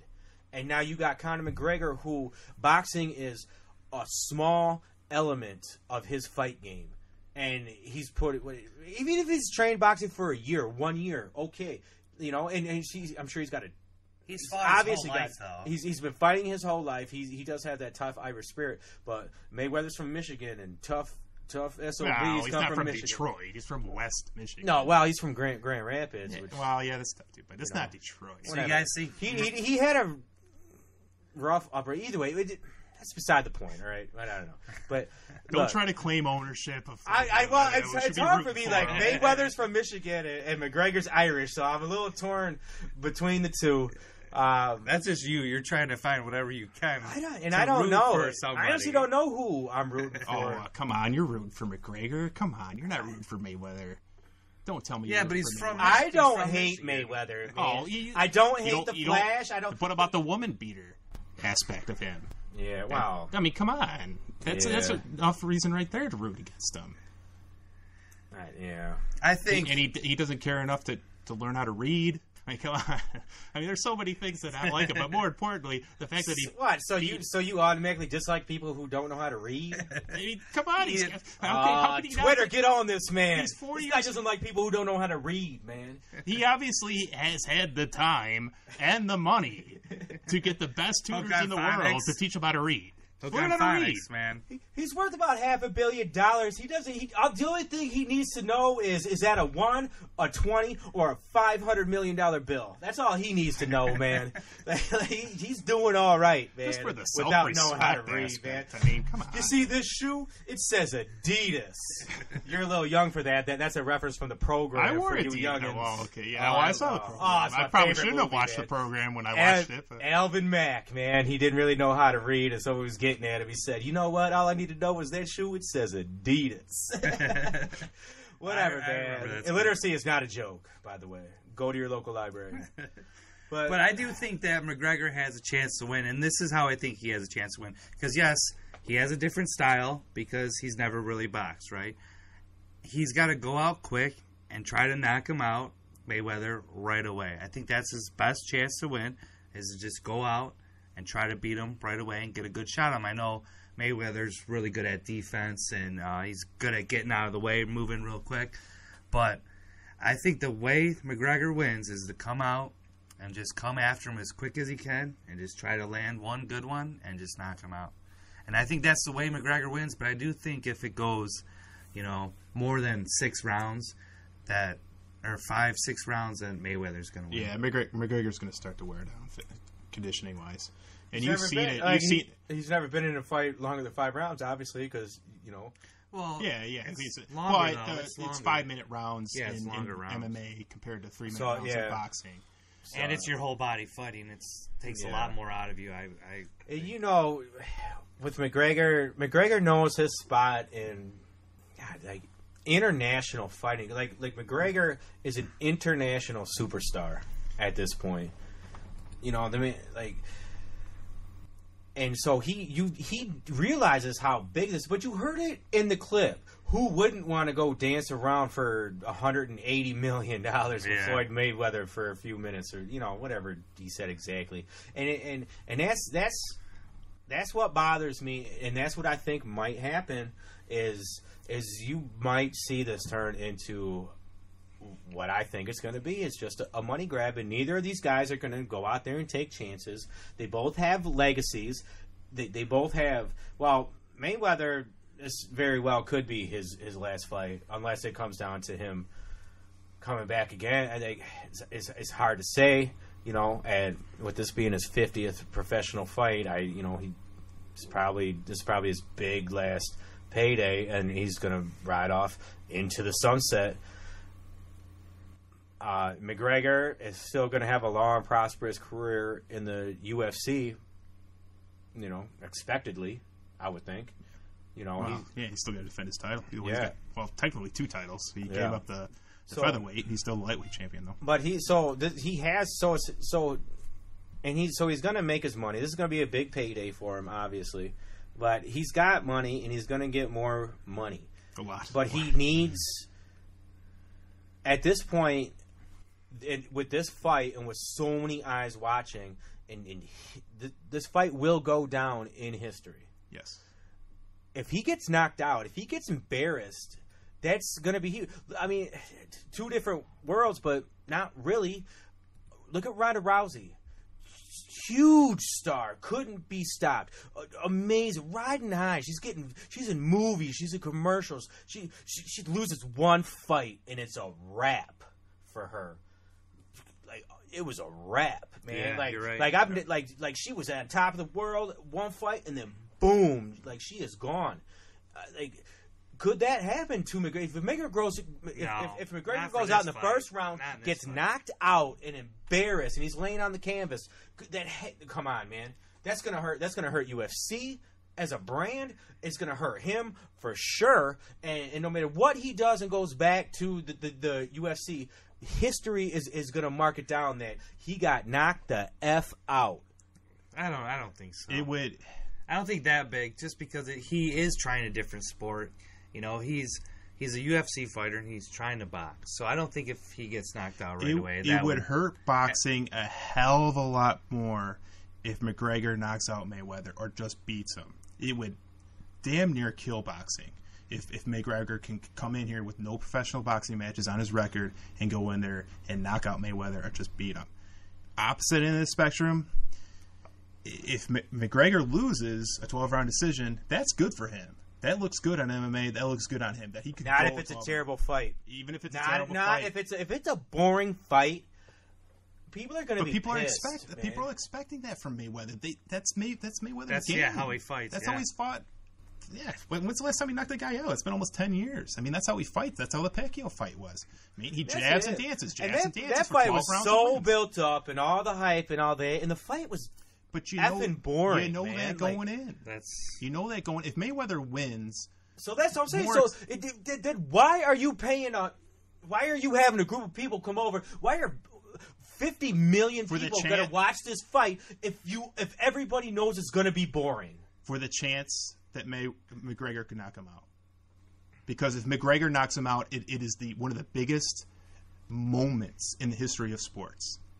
And that's what you're watching. That's what you're paying the money for. That's what you're wanting to see. You want the opportunity to possibly see one of the greatest and most historic moments in the history of sports. Sports or fighting? Sports. If McGregor knocks out Mayweather, everybody, you're going to 30 years from now, you're going to say where you were at that moment. For the opportunity. Be at Dan's house. Yeah, exactly. We'll be at my house. But you brought up earlier, in terms of McGregor never having a professional boxing fight. We have seen clips of him fight Paulie Malignaggi. Paulie Malignaggi, he's out there. If you didn't know who Paulie Malignaggi was before today, and you were on YouTube or anywhere on social media watching these clips, you know who Paulie Malignaggi is now. It's hard to say his name, but man, oh man, he had some stuff to say about Conor McGregor, didn't he? Dan, why don't you kind of prep this clip for us that we're about to hear? Well, basically, Conor McGregor's team brought in Paulie Malignaggi to be a sparring partner for Conor McGregor. They went 12 rounds. The UFC put some clips out. Malignaggi. The UFC put punch him in his face, Paulie. The UFC put some pictures out. Eventually, put some very, very short clips out of the fight where it looks like Conor McGregor knocks Paulie down. Paulie came out and said, yeah, maybe I got knocked out, but show the full fight because we went 12 rounds and I won those 12 rounds. And Paulie came up to Conor McGregor today at the media session and had a few things to say to him. All right. I told you when you came. I said, relax. Play your hands. There was no pitch. Don't be bitching. Get over it. Relax. Did you bring your balls? Connor? Remember, did you bring your balls, Connor? Get over it. Did you bring your balls, Connor? Did you bring your balls, Connor? All sparring. Remember what I said?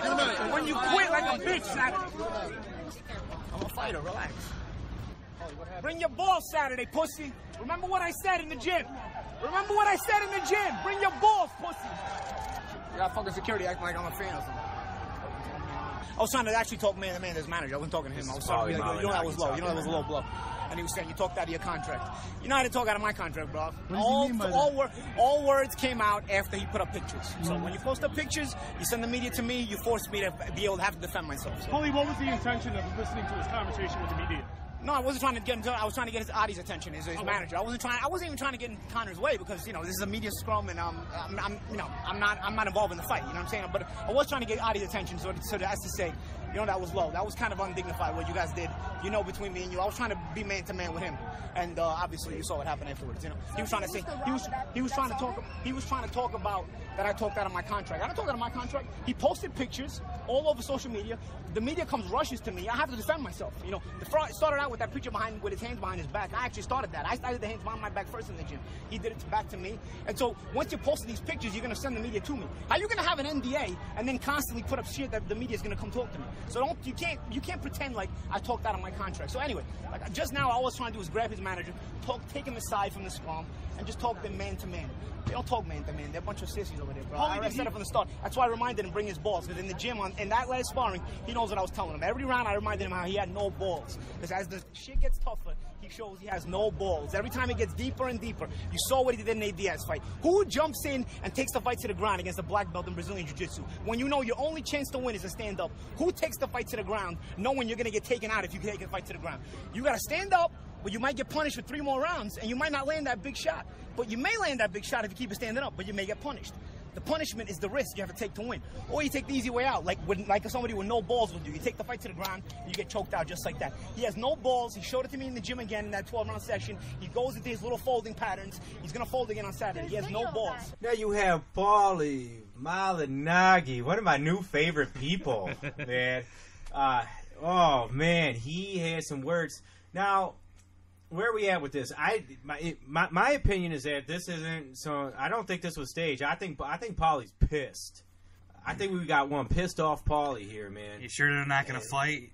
You know, before Super Bowl. Well, I mean, this is the before Super Bowl fight right here. Maybe, man. I know. Maybe. Mayweather retires, and then now he fights Paulie. Yeah, possibly because and you have it here. I think I got a grasp of this situation where they brought this man in, Paulie Malignaggi, to give Conor McGregor a good workout. There were cameras there. I don't understand why there even were cameras there, but it was media day. No, not today. I'm saying in the sparring session. Sorry. I guess it's probably like a practice where you're filming, you know, so the sparring session, and then you have cameras. I think they're just filming just so they have it, so they can go back and exactly, look at it. like a coaching session, and go do some film work. But it's very interesting because this man Paulie has a very strong argument. If he signed you heard it in the clip. He said, you sign an NDA, a non-disclosure agreement. Okay. So Paulie had to sign a non-disclosure agreement that says he can't talk about this at all. But then here you go with Conor McGregor in his camp, or UFC president Dana White. Dana White putting out on his Instagram, little clip shots, little certain things to make it look like Conor's out here knocking people out, man, doing great. When the real story is they did a 12-round thing and Paulie Malignaggi ran that fight, and so he's mad, and they're probably not listening to what he has to say. So he comes out when he knows he's there on media day, when he knows the cameras are there, and he gets his point across. And I think he's right to do it. Is this just media hype, or is this a man who's pissed off? I think it's both. It is pro wrestling 101 right here, man. You got somebody who's pissed off about a certain situation, and then you have him go out and do a promo. And this is almost exactly what he did. I'm not saying this was staged. I'm not saying it was. And that's why I wonder, man. I'm not saying it was staged. It really is like a 50-50 flip, But it feels like it a little bit. Like, being a pro wrestling fan like I am, this has all the makings of setting up the next match. You don't know how this match is going to turn out with Conor McGregor and Mayweather. You got a pretty good idea, but you don't know for sure. But either way, you set up your next match coming out of it. You already have all the clips, all the audio clips. You already have the animosity. You have everything you need to build a fight. Why? Look, Conor McGregor is a UFC fighter. Why would he be setting up a next match first? More money, man. It's all about the Benjamins, baby. He's going to make more money fighting Paulie in a boxing ring than he will fighting the next man up in the UFC. Man, I'm not Nate Diaz. Nate Diaz is it Nate Diaz who will be? It should be the fight. I don't know for sure. Is there if it's any the fight. possibility of a George St. Pierre, Conor McGregor, or is I the thought weight class that's off too much? Or I think that's kind of. I mean, as far as biggest names, I would think that it would be those two. That's down the road, maybe. I think at one time it was. That's another story for another day. We can get to that. I'm just saying, like, why would they be setting up another boxing match? I'm not, especially if it's not a rematch with Floyd. I don't think they'd be setting up. I think this was real life played out. I think it plays both ends. I don't think somebody set this man up. Whether they were setting it up or not, I'm just saying it does. It does set up the next match, and this would be if McGregor goes. Let's say he goes 12 rounds with Mayweather, and Mayweather wins pretty dominating fashion, but he goes 12 rounds and at least makes a showing of it. That sets up another boxing match for McGregor. If McGregor gets knocked out in the first round, then nobody's probably really going to want to see him in the boxing ring. But if he goes 12 rounds with Mayweather and Mayweather dances and jabs, McGregor can say, hey, man, I came at him. He jabs and dances the whole match. That's all he did. He just danced. I want somebody who's going to come out and actually fight me. And then Paulie comes out and says, yeah, I'll fight you. I'll fight you. I'll fight you. Remember? Boom. You got your big money fight right off the Mayweather fight. And this guy, you might even see something. You know what? Let's take I'll box you in the ring, but we can wear the UFC gloves, man. You know, we'll fight. You know what? Take the gloves off completely, man. We screw an octagon, screw a ring. We'll do it in the street with glass on your hand. Yeah, this Rocky V, right in the streets. Two men are coming in. One is going home with a body bag. But it's not going to be. It really is what this whole thing is. I mean, as a pro wrestling fan, I can tell you it has all the makings of it. It's all there, man. It does. It's all there. You know what else is This there? is vintage attitude It's era all pro there. wrestling. You know what's all there? All the money. Yeah. All the money. Hey, let's face there it. is so much money flowing around. I want to get into the. I'm sorry to cut you off. I want to. If McGregor wins, Vegas is screwed. Oh, they're totally screwed. Oh, yeah. There's been nothing like this since, like when Tyson and Buster Douglas, man. Like I was reading about this today, man. Like that was a fight. There was only one sports book in Vegas that even took that fight back then, and the odds were so strong against it. And these odds, you gotta with Saturday's fight with Mayweather and McGregor, you got to put so much money down. Just to, Tom, it's not even that anymore. The odds are coming down because a ton everybody's betting on McGregor, and that's the problem. I think the whole country of Ireland has they continue to bring the odds down, and people are still betting McGregor, and that's what's killing Vegas because that's the whole reason they bring the odds down is try to even it up a little bit, and it's not happening. People are putting their money on McGregor because they want to see, like we talked about, they want to see that moment. They want to see McGregor knock him out. They want to see McGregor beat Mayweather. They want to see that historic moment. So people are putting their money on it, hoping that it happens. And I hate to say it, as much as I want to see it, it's not going to happen. You know, Vegas is going to be just fine. Mayweather is going to win, and they're going to make a crap ton of money. That's what's going to happen. But, like you said, if it does, if McGregor does win it, Vegas is absolutely screwed. Yeah, for sure. I know a lot of people have put their money on McGregor. Oh, man. It's getting off the charts at this point. Because there's so... I mean... You only got to put, so little money down to win money if you had... So not only are you a witness to, like you said, one of the... I don't think it would be, but one of the greatest moments in sports history. You also won money off of it a lot, you know. So and it is, but it's off the charts. But all right, so the stage is set. It's gonna be. I'm excited. Saturday's gonna be fun, and I am. I'm not a fight guy. I'm a little. You're a casual fight guy. I'm a casual fight guy. I like good fights. I like fights, the big fights for sure. I know about fighting. To a certain extent, football's my game. I'm a lot more excited about Lions opening day against the Cardinals. I'm a lot more excited about seeing how Michigan comes out and plays against Florida on Saturday, September 2nd at 3:30. That's the real deal right there, man, than I am about this fight. But I am gonna watch it. I am gonna enjoy it. And if it, well, I'm probably gonna be bored out of my mind, like I said, because it's probably gonna be 12 rounds of just dancing around. But if it is an awesome fight, and there is a historic knockout, like if McGregor just knocks down Floyd Mayweather, that'll be historic, man. So I understand the gravity of this. I'm just weighing that gravity against how much of it is it of spectacle and a money grab, but we shall see. And the time is here, man. We've been hearing about this fight for so long. We've seen the hype train roll through all across America. All across the world. All across the world. It is absolutely the right time to do it. Yep. I mean, there's no question. And it is going to be fun. So we'll see. And we will definitely be talking about it next week on the Detroit Sports Sit Down. Because there's going to be a lot to talk about. No matter what happens, there's going to be a lot of reaction to this fight. No doubt about it. We'll be tuning in. I hope you guys do too. You know, obviously 50 million of you are.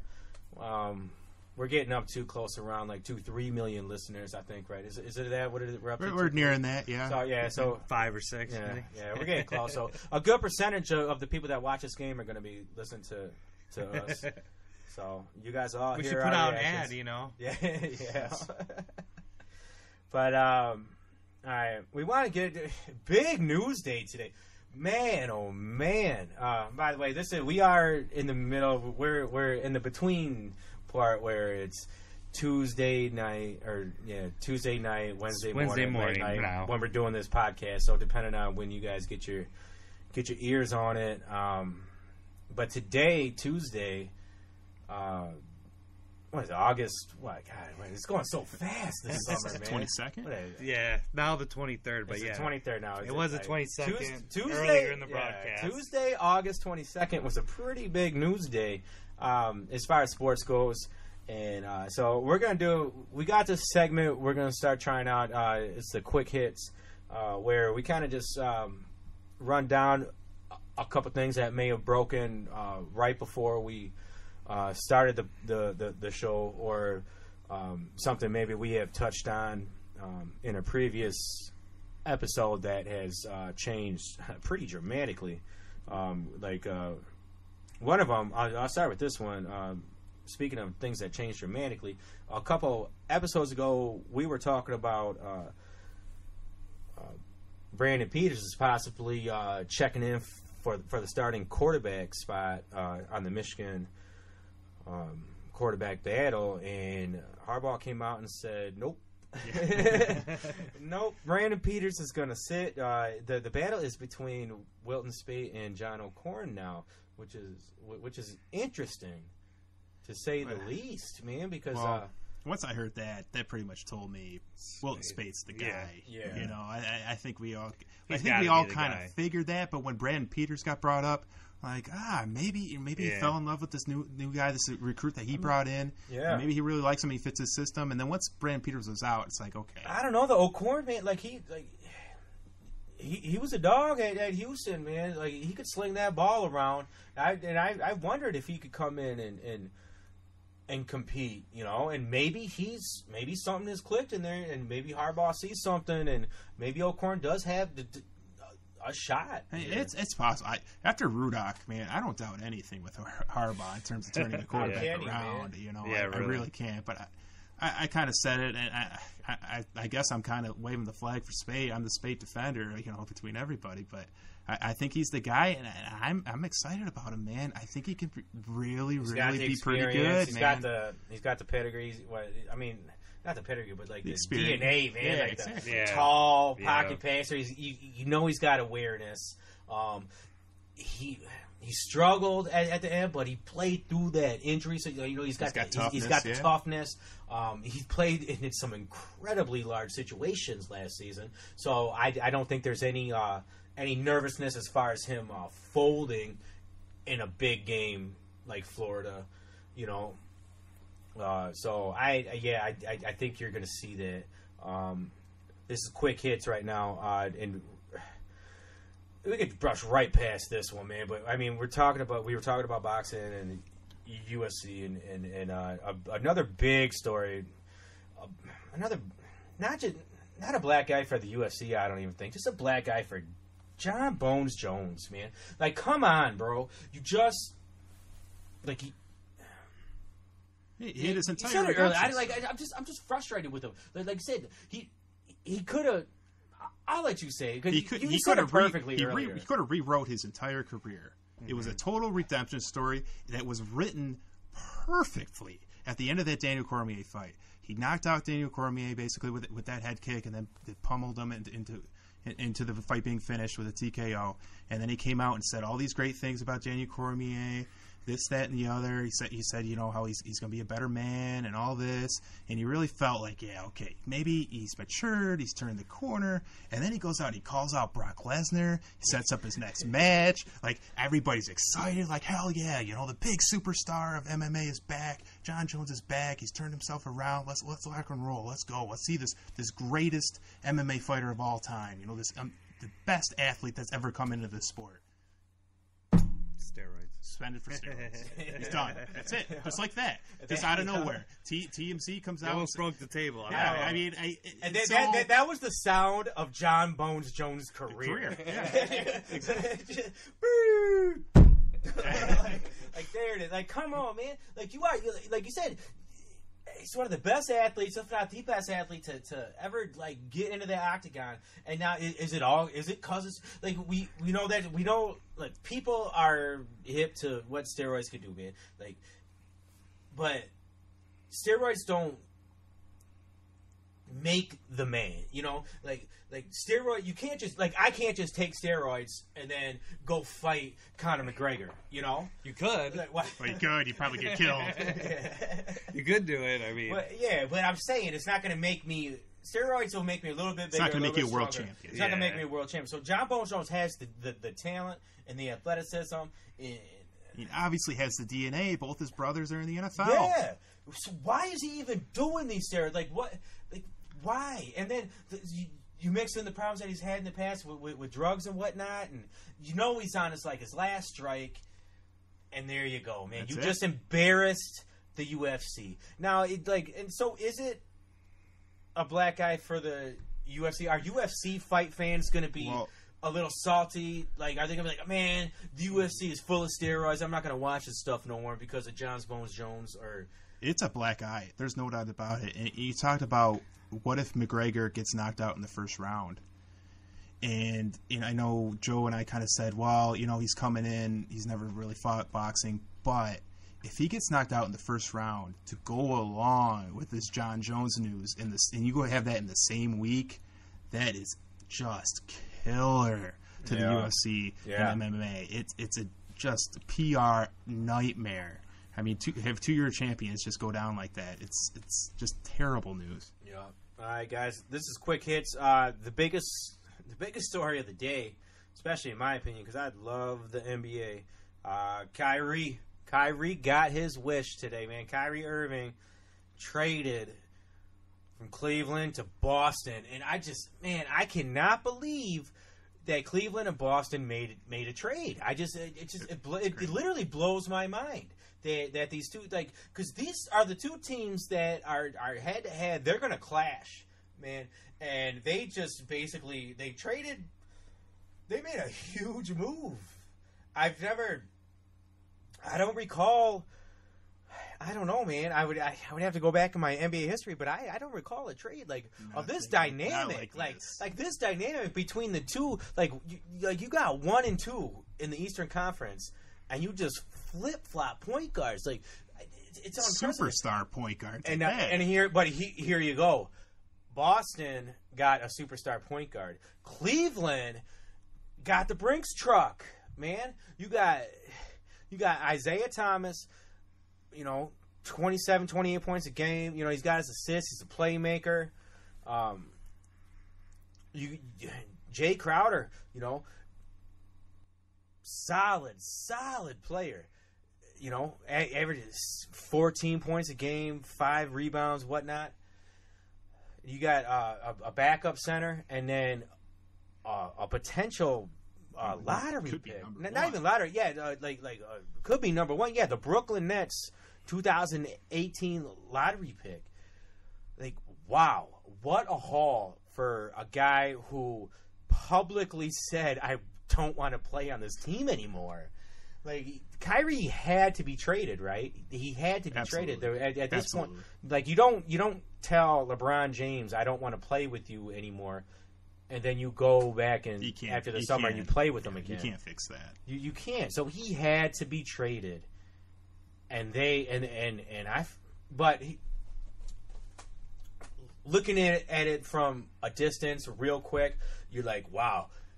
Cleveland just fleeced Boston. Holy smokes. But if you dig deep into this, man, Kyrie is a much better point guard, I feel, than Isiah Thomas.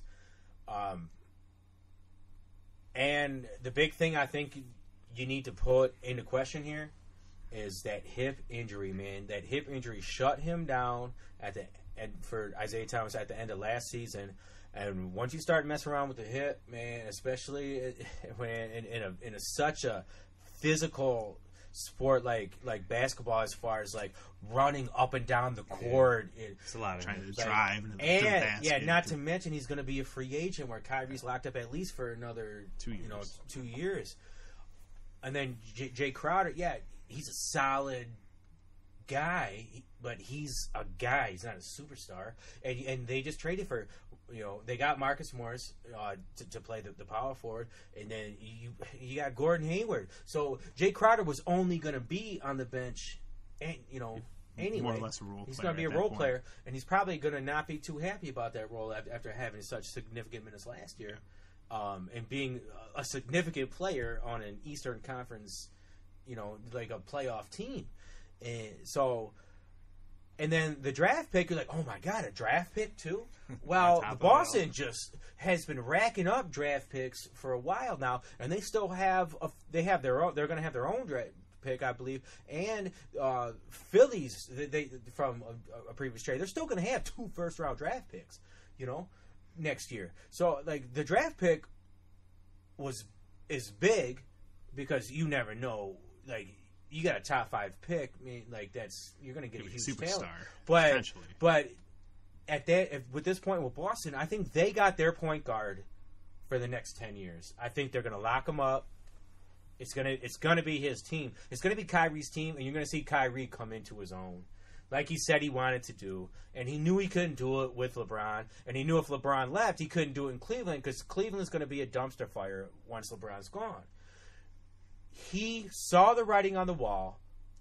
He acted instead of reacted. And, man, and Boston jumped on it, made a smart move. And the Cavs made a smart move on their part, too. They got, despite the fact that they had to trade with Boston, probably their biggest rival in the East in terms of getting to the finals, they got as much as they possibly could have gotten. Yeah. This was a great haul for them. If Isiah Thomas pans out, man. If Isiah Thomas is still the same Isiah Thomas that he is, if this hip injury is something that just heals up and becomes a non-issue, but you also get that draft pick too. Well, Don't poo-poo that draft pick. Well, that's a top 5 pick. Not at all. Like, that's a top. So you're right. But I think it's very interesting news today with that trade, because it seemingly came out of nowhere, man. And for us Pistons fans, we didn't get Kyrie Irving, and we ends that dream, and we still have Reggie Jackson and Andre Drummond, and it continues that nightmare. Yeah, but hey, maybe they'll get it together. Maybe Reggie Jackson will realize that this is there's 5 people on the court and not just him. Maybe Andre Drummond will start shooting those free throws granny style. Maybe. Who knows? Maybe I'll grow 6 inches. Yeah. I don't know. But, that's our quick hits. We're going to wrap it up here.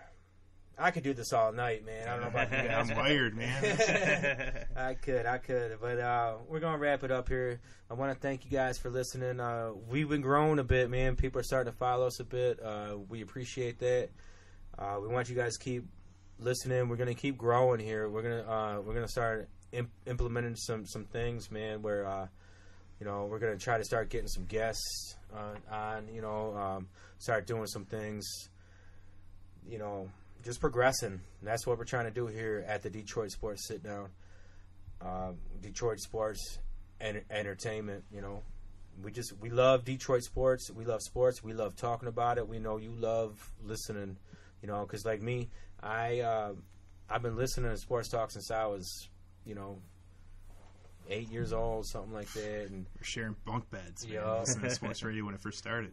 I used to get in trouble in class when I was in 5th, 6th grade for I would bring the sports section of the newspaper into class, and when we were supposed to be reading our book or whatever, I'd be reading about Alan Trammell and Lou Whitaker and Barry Sanders and Isiah Thomas, and Joe Dubars. And we just love sports, and we're here to talk about it, and we're going to continue to be here to talk about it. And I hope you guys keep tuning in to listen to us. And if you want to reach out to us, if you want to keep hearing us, if you want to keep seeing how we progress, we are Detroit Sports and Entertainment, and you can get us at DetroitSportsAndEntertainment.com. This podcast is the Detroit Sports Sit Down with myself, Joe, and Dan. You can subscribe to this on iTunes and just find us under Detroit Sports Sit Down. We're on Twitter. Dan's always on Twitter. I'm always on Twitter. Dan football's revving up here too. Want to get some Twitter wars with Dan? He's ready. He's got the gloves on. He's ready to go. We got our website, DetroitSportsEntertainment.com. You can check us out there. Hopefully, we stop being lazy and we start writing some articles. It's hard. It's hard to write, man. It's hard to write. It's a lot more fun doing a podcast. Yeah, it's easier to talk, man. Yeah, for sure. Those who can't write talk. Those who can write don't have a lot of time on their hands because they're sitting in front of a computer trying to write. We're gonna do both. We're gonna do both. Don't worry. I know. I joke about it. I have a freaking journalism degree, and I don't write, but we're gonna write. We are. I'm gonna write for sure. We're ready to write. We're ready to write. We're ready to talk. We're out here, man. We're out here. You can email us if ever you want to just email. I don't know who emails anymore. I don't. but if you got something you want to email us, you can hit us at DetroitSportsSitDown@gmail.com. I suggest you just hit us on Twitter or Facebook. I want to throw one thing out there too. If anybody, our listeners, any of our fans, you want to throw questions at us, we want to open up a segment where we answer listener questions. Feel free to message me on Twitter, message us on Facebook, wherever you want. You got questions, throw them at us, man. We'll answer them on the podcast. Yeah, we're here. We're here. We're about to get more interactive, and we're going to keep working. Ladies and gentlemen, this is the Detroit Sports Sit Down. And on behalf of Joe and Dan, my name is Tom. And we're going to leave you with what we're going to leave you with every time, because it gets better every time I hear it. And I think you guys will enjoy it too. This is some of the best moments in Detroit sports history. God bless y'all. Have a great night. Renicky off the bag.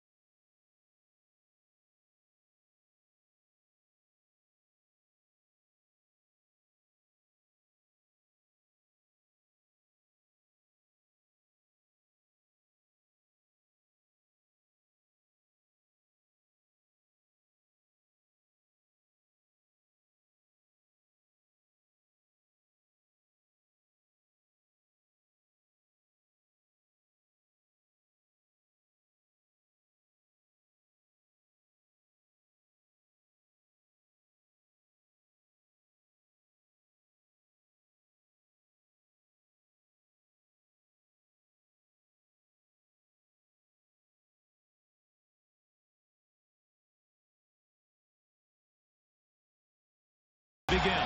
10 seconds away from successfully defending the Stanley Cup. The Detroit Red Wings. Their bench up. Osgood with his arms up over his head coming out. The Detroit Red Wings have won the Stanley Cup for the second year in a row.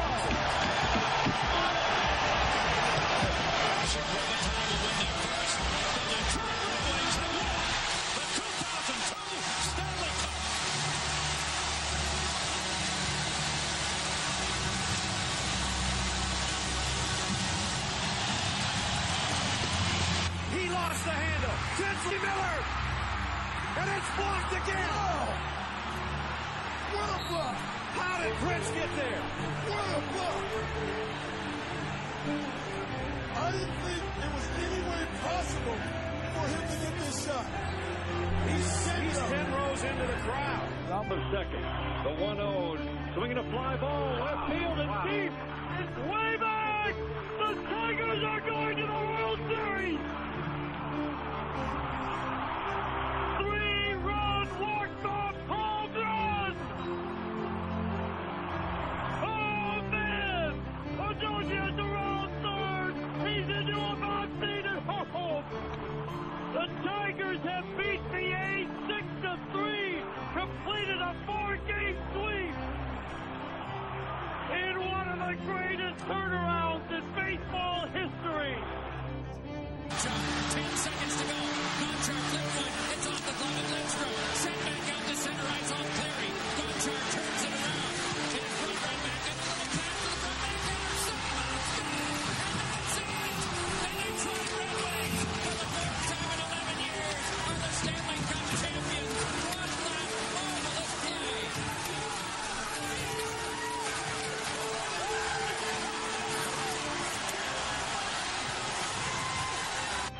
The 1-1 to Nix. He swings and he pops it up on the right side. Fielder calling for it, and he makes the catch. World Series bound. The Tigers sweep the Yankees with an 8-1 win. His protection. He'll work out of the gun. Play clock at 3.